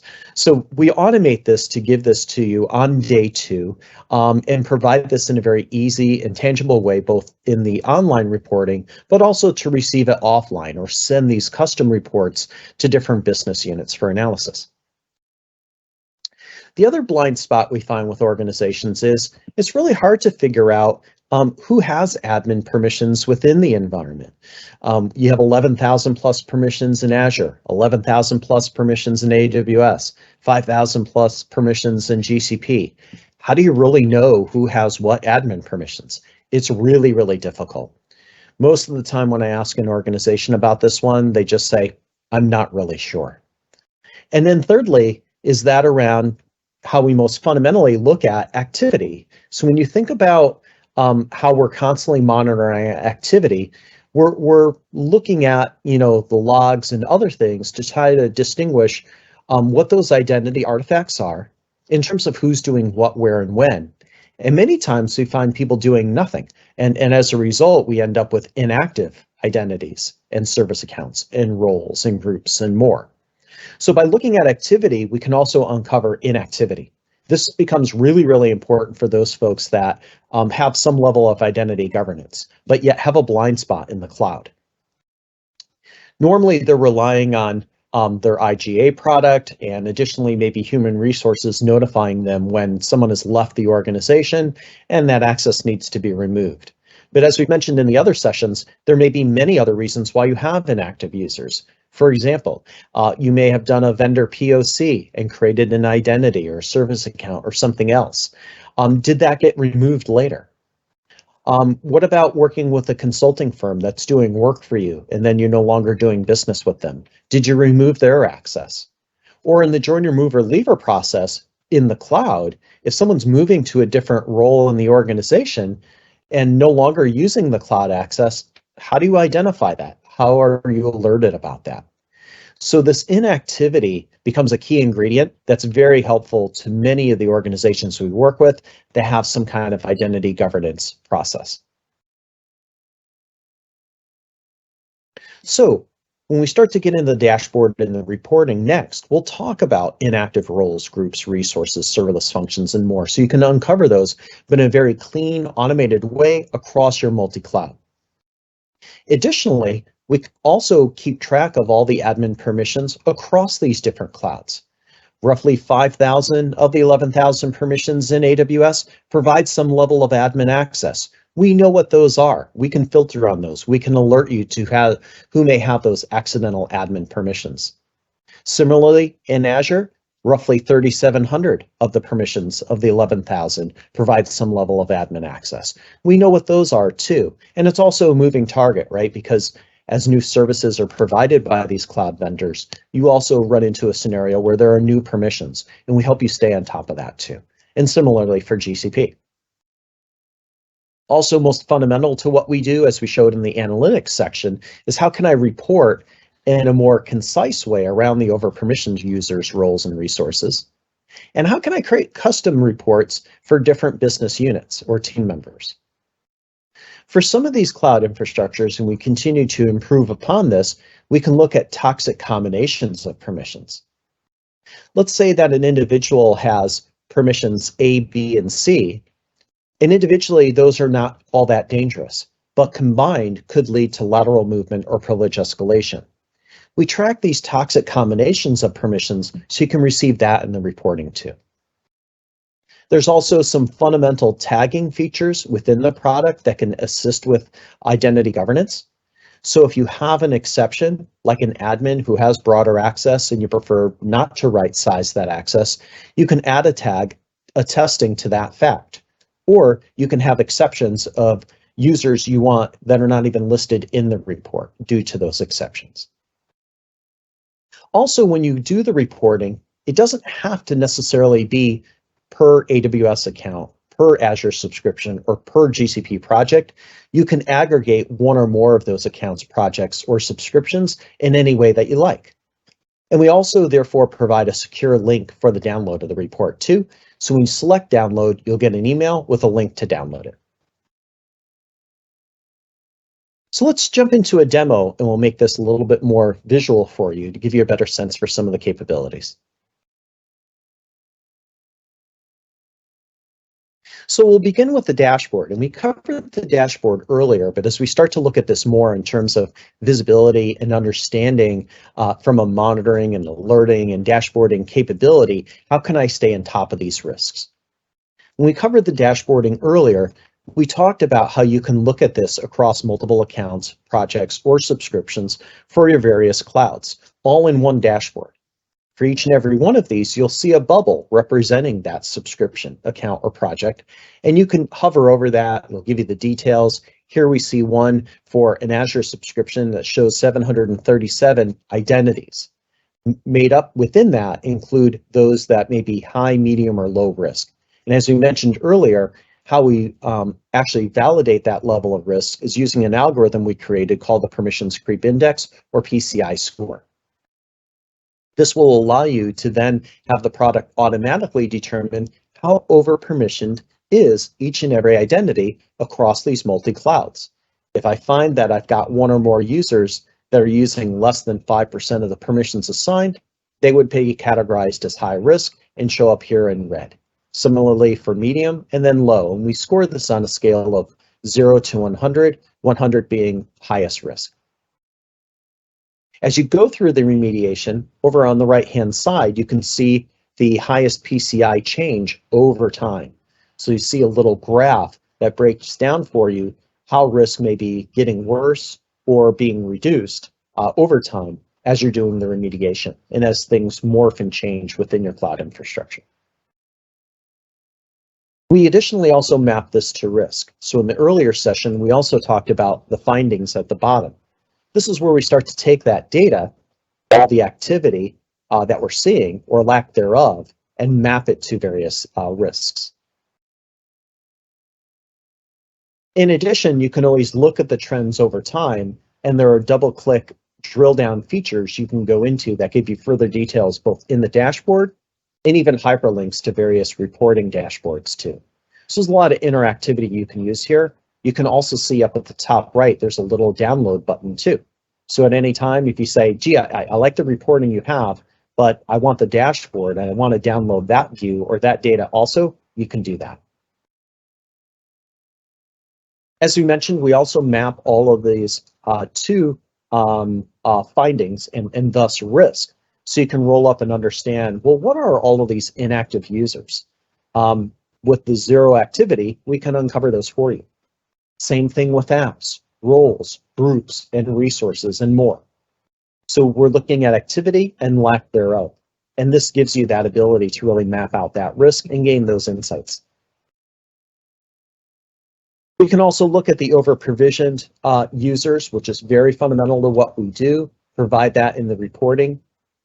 And even super users, people that have those accidental admin permissions, and many other categories you can see here within the findings, which we'll drill into further when we get into the reporting.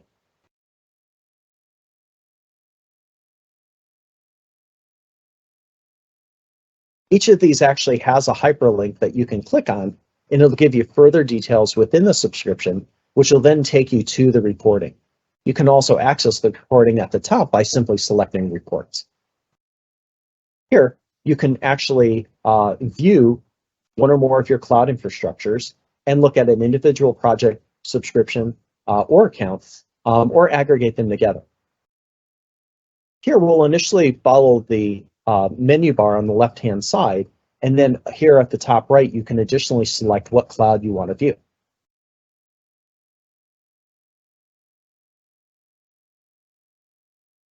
This also allows you the ability in the second dropdown to then select what particular subscriptions, projects, or accounts you want to look at, or if you want to aggregate that data together too.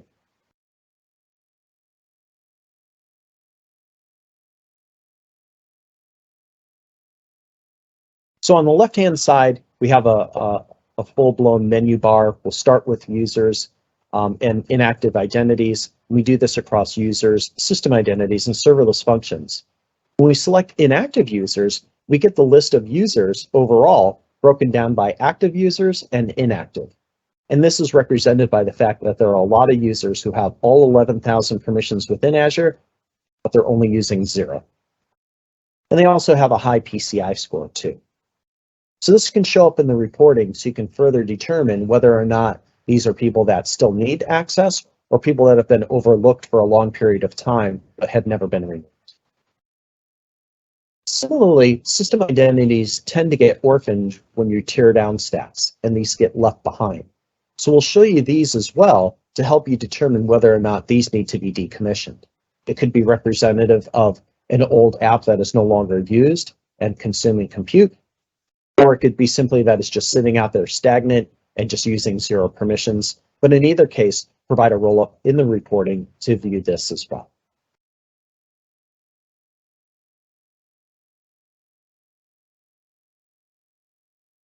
And then we can also look at serverless functions within the environment. Here we're looking at Azure functions, and we can see that there are 6 of them that haven't been used in some time. And these might be good candidates for decommissioning as well.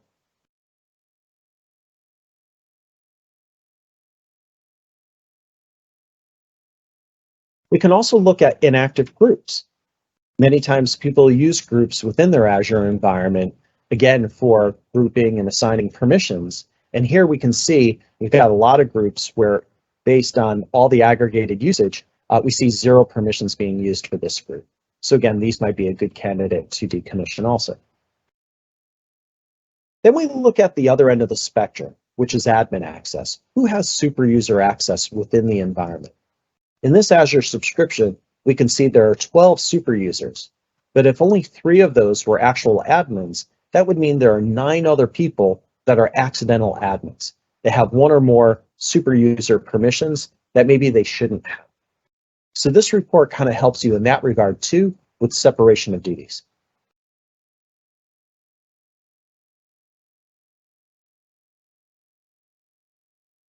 We'll also score these out so you can see the PCI score next to the used and granted permissions, and last activity date on, and a variety of other things. You can also see there's a checkbox to the left, which also allows you to set up tagging, and we'll cover that as well.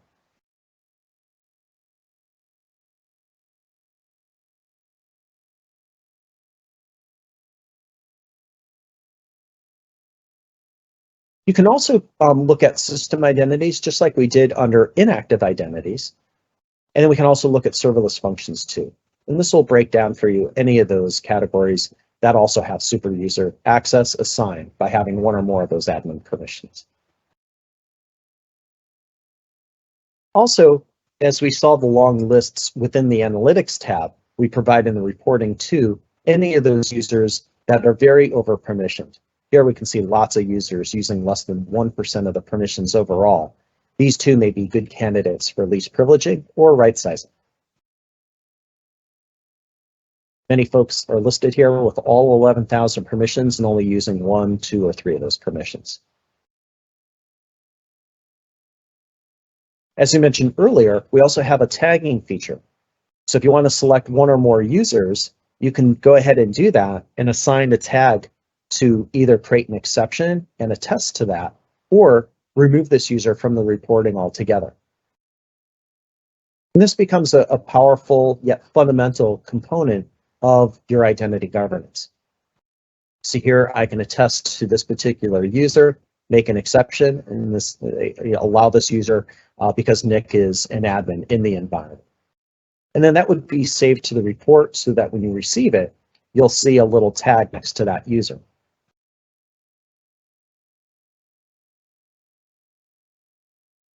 And again, we do this across system identities and serverless functions too.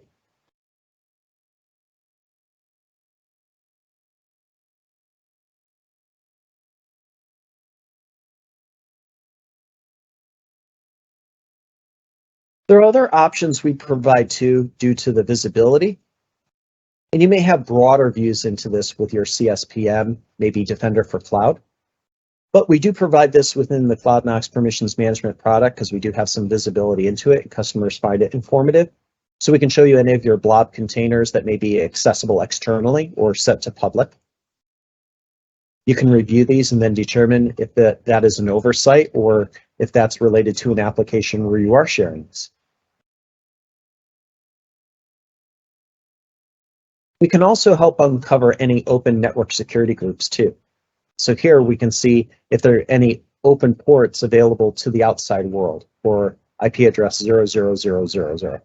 And this will help you identify any of those inbound ports such as RDP, Secure Shell, SQL Server, and more. Additionally, we can do this for AWS. So just like we did before, we can gain insights into any of these particular users that are inactive. So I'm looking at one particular AWS account here, and the users that are using 0 permissions, of which 54% of the users in this environment are not even using their access whatsoever.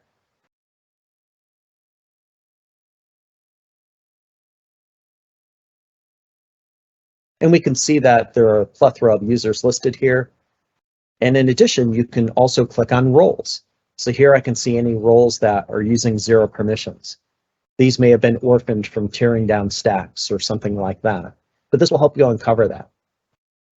For some of the largest organizations we work with, they find this particularly helpful because they're trying to decipher this and figure out what roles are not being used at all.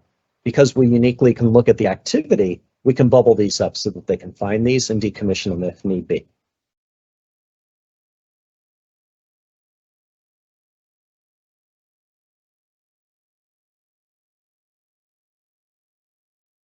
We additionally do this for resources and then serverless functions too.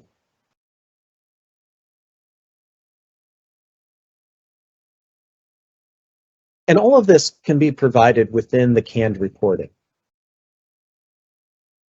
Here we can see any inactive resources that are not being used. We've got some EC2 instances that are largely inactive here. And we can see the last activity date and things of that nature, or ones that are over permissioned. Again, we can use the tagging to create exceptions. And then serverless functions too. Here we've got 2 that are active, but in terms of inactive, there's 0. And same thing with groups too.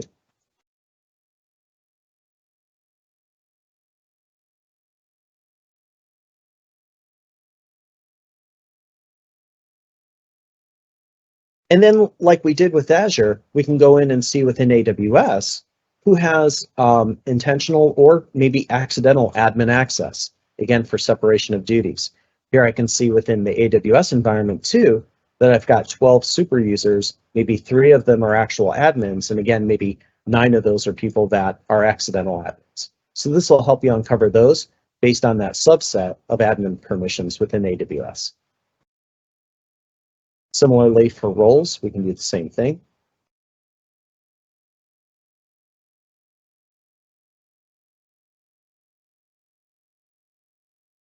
Here we can see we've got a number of roles that are listed, where a lot of permissions granted, very few being used, but furthermore, I can see if any of those actually have admin permissions.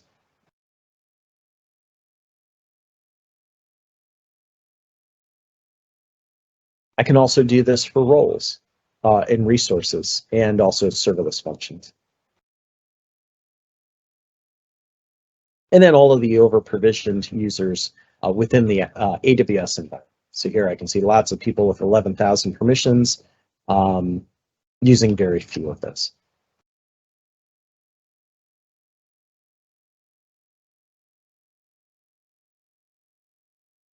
And again, across roles,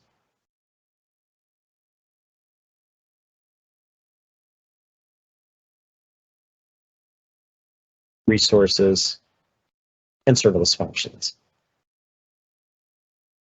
So again, trying to find this stuff can be quite difficult within your environment, right? By leveraging the activity, we can provide insights into that.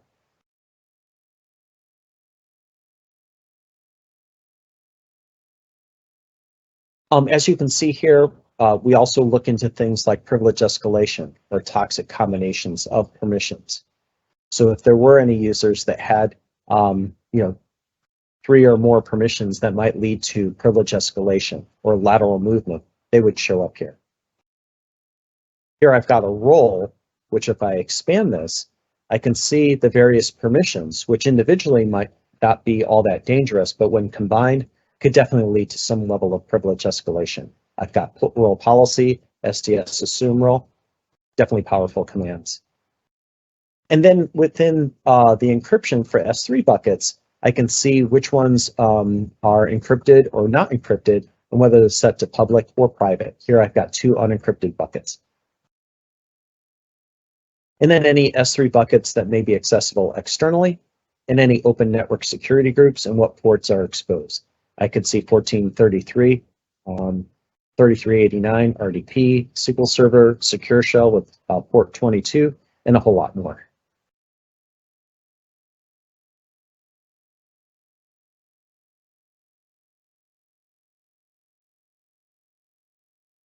So great information, I think, with the online version of these reports. How can I just send these reports automatically to people, or how can I customize them?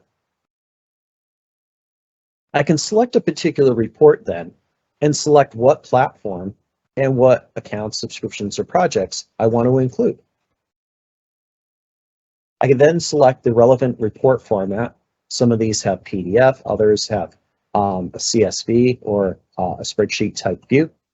And then I can also decide how frequently I want these to be created and delivered to particular individuals. So in here, you can also define what groups or what people need to receive these reports on that regular frequency and to those relevant business units.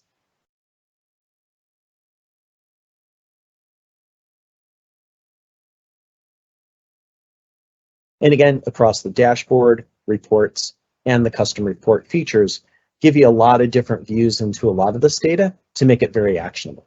And earlier, when we talked about the remediation, we talked about how to get to least privileges and using that automation to resolve a lot of these risks.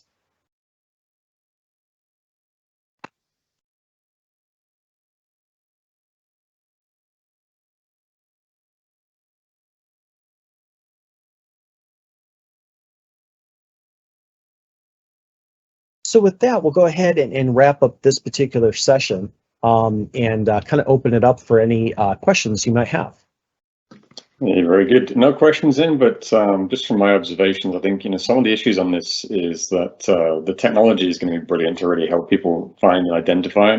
The hard part is getting admins, and I used to be one, security developers, experts who know what they're doing and think they need all these permissions. So really, I think the challenge is to get into that relinquishing of control, to giving back permissions you don't need with a kind of safe approach to say, look, you give them back so that you don't, just in case you get mistakes, you get account compromise. It's a zero trust approach, but if you need them, we'll give them to you when you need them. So I think, yeah, I have some experience in doing this yourselves with your teams. What are the normal challenges that you get when you try to actually implement these recommendations?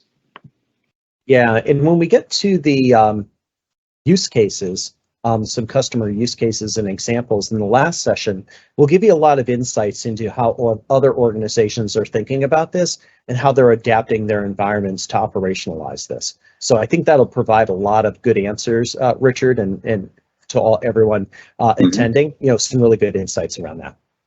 Excellent. All right, next one, I think you're doing monitoring animalistic. I think I can say that word, okay. Risks and threats. So looking forward to that one. Yeah, I know. I run into that too, so I just refer to it as anomalies. So let me go ahead and share this out. So give me just a moment.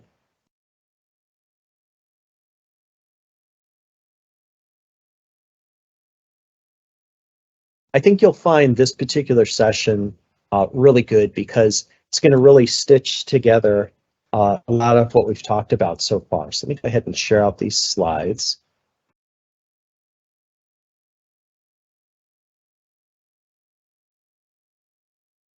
Okay, so we've got 2 sessions left. In this one, we're going to talk about the monitoring and alerting. And this one will be quite diverse. We've got a lot of really cool features in the product around monitoring and alerting. And yes, you can integrate this with your SIM and SOAR products, big data as well. So if you've got a SIM or something else, we've done many integrations around whether it be Sentinel or if you have other products as well, like a Splunk or something else.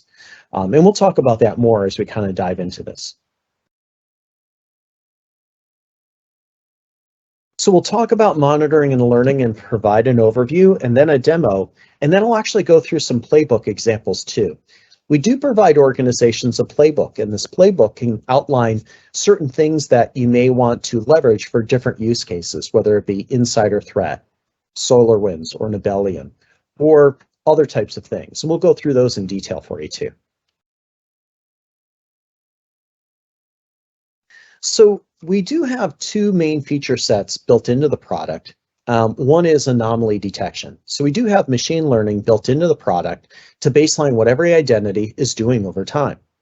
And when we see a deviation in behavior, we can spawn an alert around that. And this can really accelerate the incident response process because looking granularly solely at just individual alerts may be challenging.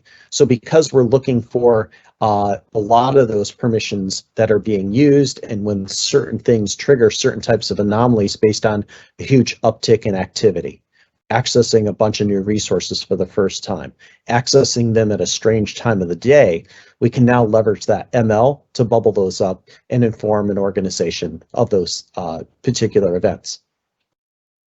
In addition, we also have custom alert triggers. And when I go through the playbook, and even in the demo, I'll show you how we can create some of those. And you see this here on the screen where there's a quick flash of what's being created for an alert trigger and how those things can be set up. I'll take you through that in more detail so you can see how you can create these within the product. So let's go ahead and jump into the demo.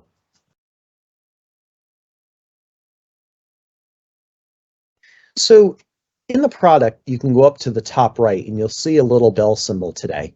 And if you click on that, that's for the alerting. And you'll see 4 subtabs. In the 4 subtabs that you see here, 3 of them are related to the anomaly alerting, and then the activity tab is for custom alert triggers.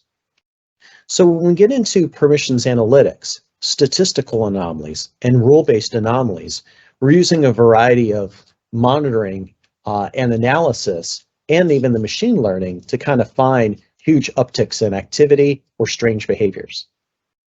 We can do this alerting across all the 3 platforms we've covered so far, that being AWS, Azure, and GCP.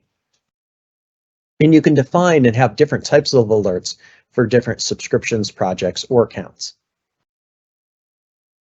If I go into the Permissions Analytics tab and I want to create an analytics or permission analytics trigger, I can select the blue button, and this will bring up the new alert trigger window.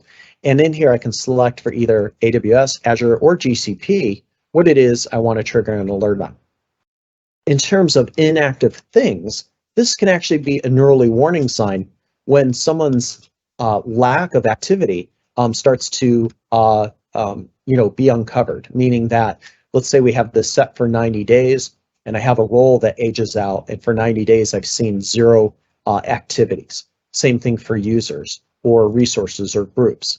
I can leverage this to set up an alert as an early warning sign to receive an alert around that for any of the cloud platforms, which is kind of cool, because now this kind of helps with my IGA, helps with my identity governance, and reducing risk.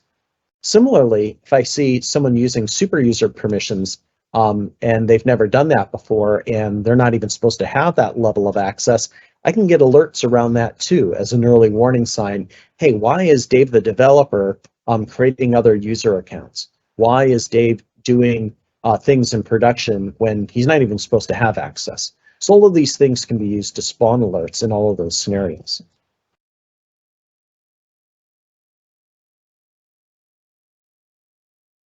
So again, you can do this across all 3 clouds. I can give the alert a particular name. Say I want to track inactive users and get an alert when someone ages out. Here I can put in and select the AWS account in this case. And then now, anytime after 90 days, a user is identified with no activity, you'll get an alert around it. And again, this can be sent to and consumed by your favorite SIM.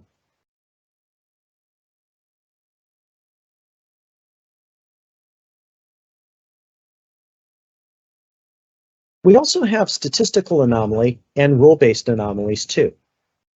The statistical anomalies allow us to leverage the machine learning for baselining. And when I see a huge uptick in activity or strange time of the day or unusual types or behaviors and things of that nature, I can receive an alert for that too if I want. So I can select one of these and then go ahead and select next and create an alert for these types of things. Let's say Dave, the developer, is now using 1,500 new permissions in a 2-minute period. That seems very anomalous or very weird. You could get an alert for that kind of thing. Let's say we see him doing some activities at 3 a.m. in the morning on a Saturday. That's very odd. We've never seen that from Dave. I can get an alert for that kind of thing too.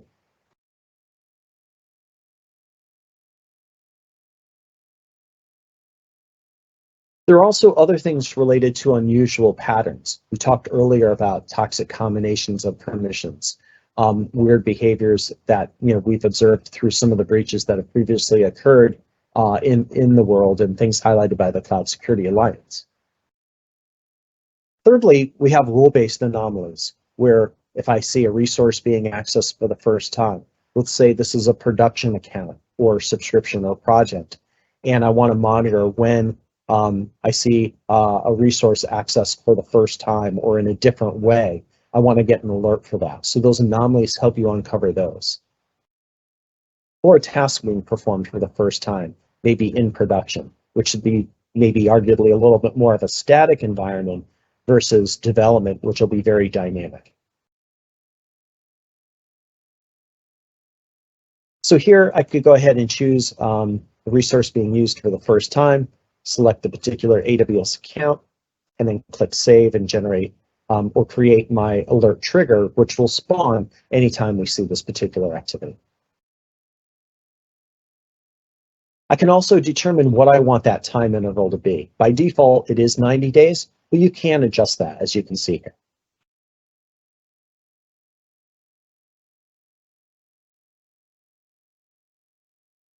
Anytime I create an alert trigger, I can see that under the Alert Triggers subtab. And then in addition, that's what I've created. And then under alerts, anytime it actually triggers, you'll see that appear under the alerts. By default, you'll get an email. The email will give details about what the alert is.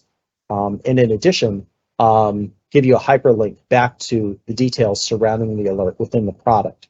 Again, you can also receive that on your favorite SIM too. Let's say, for example, I wanted to create a custom alert trigger.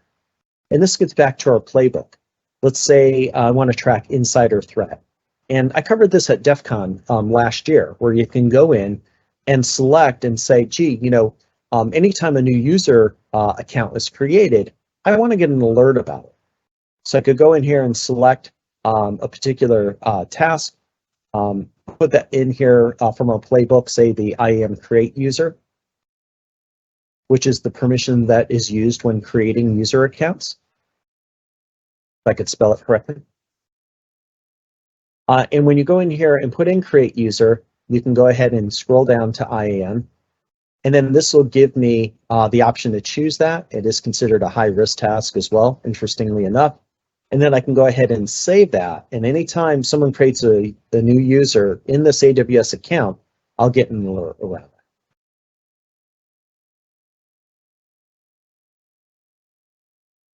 In the next example, we'll talk about Azure. So we'll go through an example with that too. But here you can see we've got an alert created, a trigger. We set that up. We can go over to our alert triggers for AWS and see we've created one for insider threat.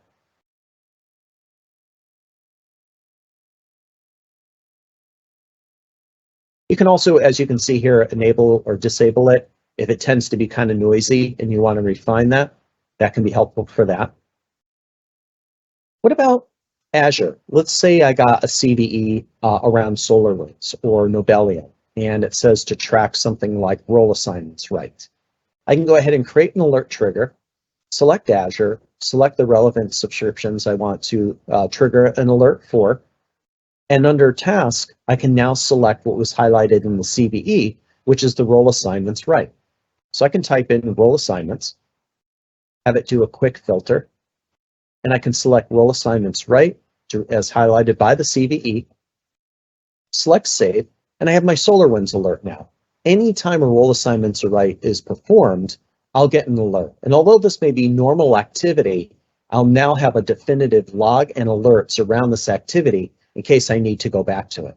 I don't have to do very complex searches. Now I've got a subset of definitive alerts around this activity. Additionally, you can do alert triggers and the anomaly alerts for GCP also. So again, we support this for all three of the major clouds and providing that in a very clean, consistent, and repeatable way. And again, this is located up at the top right with the bell symbol. But where does this data come from? Well, we have this audit tab. We haven't really gotten into detail yet. As you remember, maybe from the earlier sessions, we're pulling the identity artifacts out of Cloudtrail, out of Graph, out of the Google Logs for any of those cloud platforms. What that means is that I have a sublog here within Cloudnox of all the things that people are doing, the who, what, where, and when, and what people are performing. So if I do a search, let's say for Azure, I can see all the tasks performed over the last day. People are building stacks, adjusting things, creating things, deleting things. I can see both successes and failures. Failures will be highlighted in red. So this becomes powerful not only in getting a log in terms of who's doing what, where, and when, but if I see things failing, that could be a sign of somebody targeting or doing something nefarious, or it could be simply that there was a permissions failure when somebody built a stack. So this also becomes a really good tool for root cause analysis. So if you've got CI/CD pipelines going and things are being built out, but you can't figure out exactly what permission is failing, or a user is saying, hey, I don't know what's going wrong, you can go into the logs here. It becomes really quick and easy to identify what that permissions failure is so that you can add that permission if need be. There are a plethora of additional filters you have here, so you can further filter it by username, by task, by resource, and a whole variety of other options. You can even choose particular time windows in which you want to look at that. If you've been running this for longer than 90 days, or even, this data is available on day 2 because we collect 90 days of historical data, and you're running this over time, you can literally go back 90 days, a year, even longer to find little snippets of time where something may have been performed. When you create these queries, you can also save them, and they'll show up under the saved queries. So up at the top right, you can select saved queries, and they'll sit in there in case you need to go back to them and run them at a later time. You can even export them too. So over at the right, you'll see an export button. If you have details that based on the filter where you want to export it, you can go ahead and select that. You'll get an email with a download link to securely download that individual report you did based on the filters, based on your search.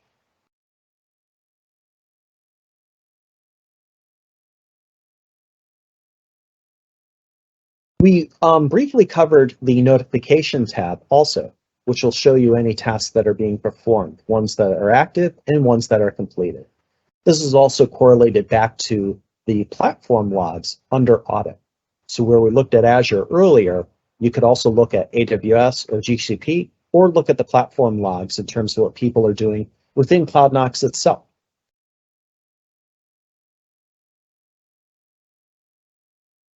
So here I can do a search of all the activities being performed within Cloudnox, and I can see logins, I can see permissions requests, all kinds of things listed out here too.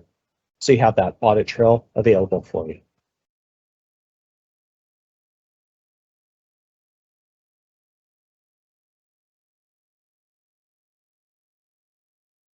Additionally, if I want to look into failures, I can also find weird things. Here I've selected AWS, looked at activities for the last day, and look at all of these failures here, which show that there might be something nefarious going on. You can drill into these in details. As you saw, we select the little pop-up, the eye symbol, which will give you details around that. Similarly for GCP, I can also do various types of audit searches based on a variety of filters. Here, I'll change this from the last day to the last 90 days, select search, and now I can see many of the tasks that were being performed back on April 5th and previous to that too.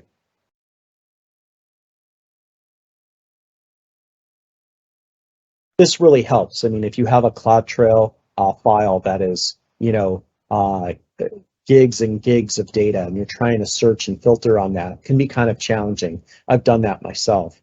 And so with something like this, whether it be Graph, whether it be Cloudtrail with AWS or the Google Logs, this gives you all of those identity artifacts that you may be trying to pull out of those logs, which are far larger.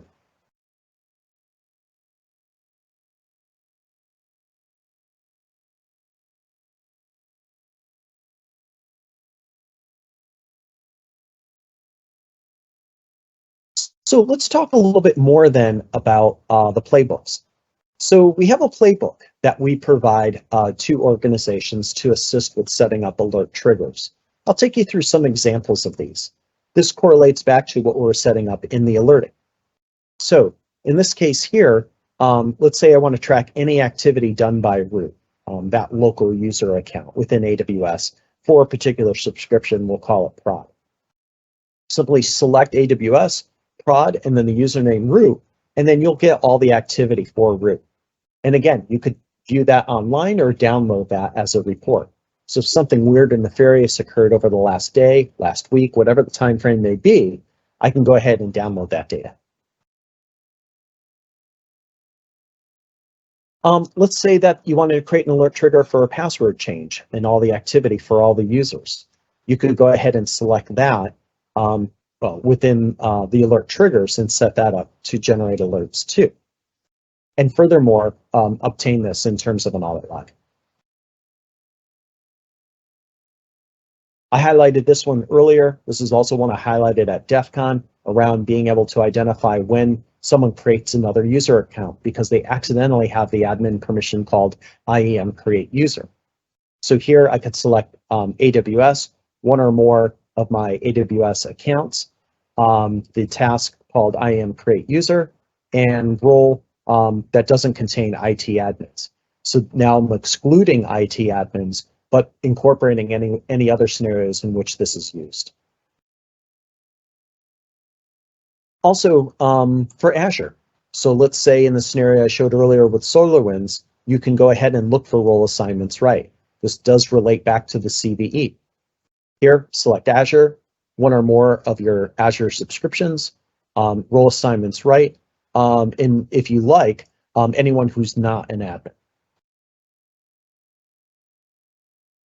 Or if there's a virtual machine restart, how often in any of your cloud environments has somebody accidentally restarted or shut down a VM? It happens quite frequently. In fact, many times there are security admins or policies in place that will automatically shut those things down if one is created and maybe it's not supposed to be there, or simply they weren't aware of it. Here, you can go ahead and set an alert trigger for that too, which will alert you as to when that occurred. And furthermore, you'll have this in an audit log too. So if you want to know why something went down, you can refer back to it and see, well, last night, Dave went ahead and shut down this VM because he didn't know what it was, or it hasn't been approved.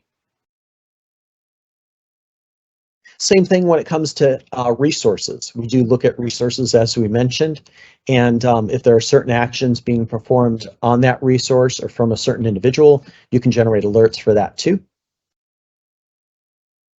Similar for GCP, if I have anybody who is creating an instance, I can go ahead and receive Audit Trail and alerting for that.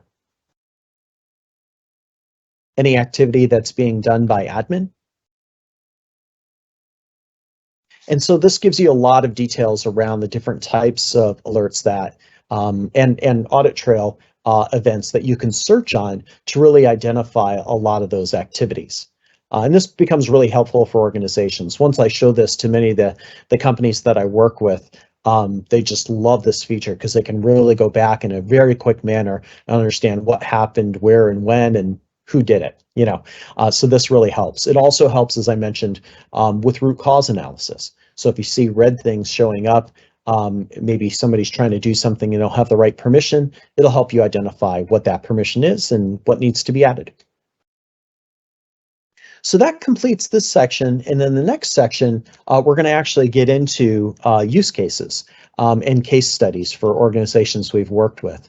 So we'll go ahead and pause here and then open it up for Q&A, Richard. Excellent. Yeah, some good questions come in. We answered them in the chat window, I think. So the only thing that I'd add to that is just to realize, I know you spoke a lot of this one about Azure. The really important part here is to see that we can track Dave, whoever Dave might be. We can track across all the clouds. And that's the really important thing about this is if you try to do this individually in each of the cloud systems, you would have to pull all that data, like you said, from each of the different clouds into a SIM, and then from the SIM, you'd have to try to extract all that information back out again. But being able to understand, even if you're not using a single IDP, so maybe you don't have Active Directory pushing all the identities out into all those clouds, and you're using each of the individual clouds' identity plays, especially when you get into dev, sec, dev, test, demos, and then production. There's a lot of different user accounts out there, and this allows us to start stitching that together to understand that this is the same person doing all these different activities, and that's quite critical to be able to do that for you, so you don't have to waste time doing that manually. Very good, Mike. I think it's a good pace. Looking forward to the last and final session. So when you're ready, let's take it away. Okay, great. Go ahead and share this out.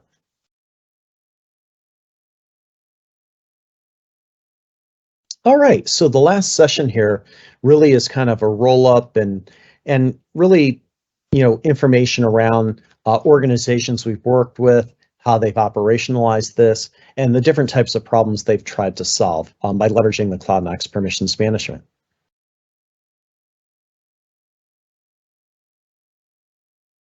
So we'll cover customer case studies and what value did they discover leveraging Cloudnox. And then we'll talk about improving the permissions management accuracy, automation, and visibility, and how that kind of plays into all of this. So one of the challenges we run into is people who are leveraging identity governance and trying to gain better visibility into their cloud infrastructures. Many organizations have a very sophisticated identity governance deployment on-prem, but as they've embraced the cloud, it becomes more difficult for them to try to gain that visibility. One organization that reached out to us, and this tends to be pretty systemic across most organizations, is, hey, we've got AWS, Azure, and GCP, but that visibility is kind of limited in terms of identity governance. We know that we're missing old users that need to be removed. We only have an HR process for that. Like, how do I find old vendor accounts or consultant accounts? We don't know who has accidental admin access. Really hard to decipher. There's so many permissions across these three clouds. How in the world do we do that? And I have no idea where to start in terms of least privileging. So in terms of how they use this, and this has been very helpful to many organizations, is to enhance that visibility, but leverage that ingredient that we bring to the table that they don't have today, which is seeing this in the context of activity. So now I'm not only looking at just the permissions granted and during the quarterly or annual review saying, well, maybe these people should or should not have this access. Now I have a whole new lens that I'm looking through. And through the activity, I can see, wow, there's a lot of permissions assigned here. Everything's very over permissioned, but very few permissions being used. And I can uncover that by looking at the activity or the lack thereof. And this really helps organizations both least privilege, but revoke access for a lot of things that people are not even using to begin with. In addition, with that automated visibility, we can also uncover, those folks that have accidental admin permissions, which is something that is also a blind spot. So let's say that you only have 3 admins overall, but you find that you've got 12 people that have a whole variety of admin permissions due to role assignments and more. So as a result, we can uncover those by using the filters we showed through the many other sessions around uncovering who might be a super user in the environment and have that accidental admin access. Remediating this is also difficult. It's a lot of guesswork, a lot of tribal knowledge, knowledge about the environment, but there's not a precise way in which many organizations, can do this today. I work with a top 25 global AWS organization company here in Atlanta, and for them, they were sending all their Cloud Trail logs to a big data analytics platform, and then they have 10 DevOps folks that spend all day, every day, trying to right-size access for the 10,000 roles that they have today. They said it's very manual. They have to look at each one. try to decipher the permissions that are being used within that CloudTrail. Said it takes 1 to 3 hours to analyze that. And at the end of the day, when they try to right size that access and remove, those unnecessary permissions or unused permissions, they know that they're missing stuff. So when we showed them the remediation within the Cloudnox permissions management and that easy 3-step process and how we can base that on the activity and what we observe permissions used, they were completely blown away. We literally took their process from 3 hours down to 3 seconds per role. It was instant ROI for them. They love it, and it's a very easy and repeatable process. And that really stems from the fact that we know who's doing what, where, and when, because we're pulling those identity artifacts out of CloudTrail in this particular case for this large AWS customer.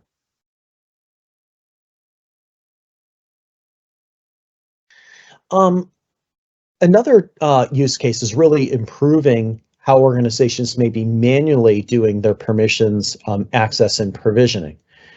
We have another large organization who is a customer that has AWS, Azure, and GCP, and their request, approve, and provision process was sort of broken and done differently between these different clouds, and they wanted to unify that and make it a very easy and repeatable process. In addition, how they were doing it manually was kind of a lot of guesswork. So they're leveraging the Cloudnox permissions on demand to do this in a really clean and consistent way for all 3 of their clouds in a very repeatable process. And this allows them to give out permissions where previously they were trying to figure out how to do the request, approve, provision, and certify. We fulfill the request, approve, and provision components of their IGA process now in the cloud. So then they can have users that request access, but how we templatize it doesn't necessarily have to be based on individual permissions or a role that may be over permissioned. Now we can least privilege that, provide that in the form of a template with a user-friendly name for requesting access. This also backfills the approval process, which they can do natively within Cloudnox or through an ITSM solution that's integrated with Cloudnox like a ServiceNow. They also had a requirement around break glass. And in the break glass scenario, they want admins to still request privileged access, but have it auto-approved, but still have an audit trail of that. So we do that as well. And at the end of the day, this avoids having to copy and paste various things, in these respective, clouds to really kind of do that provisioning and that access, which was very cumbersome, manual, and prone to error.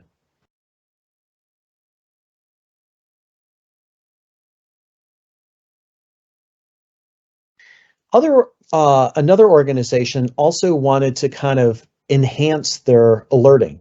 They had encountered various instances where there had been insider threat and other things, and they wanted to better identify a couple key things that included insider threat, SolarWinds, Nobelium, failed access attempts, details on when someone tries to build a stack and there's a failure, and also anomalies. And we do all of that.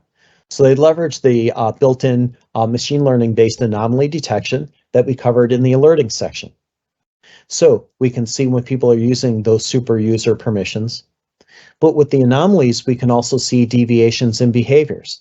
Someone using 500 new permissions we've never seen them do before.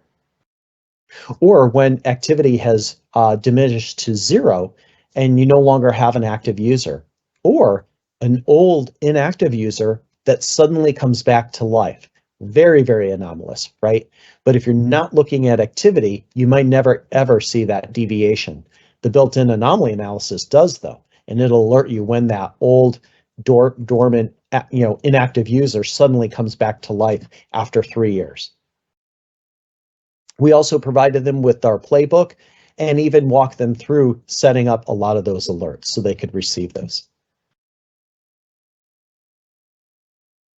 So I hope that was helpful in going through a variety of use cases for organizations. We've worked with many of them, many Fortune 500, and even small and medium-sized organizations too.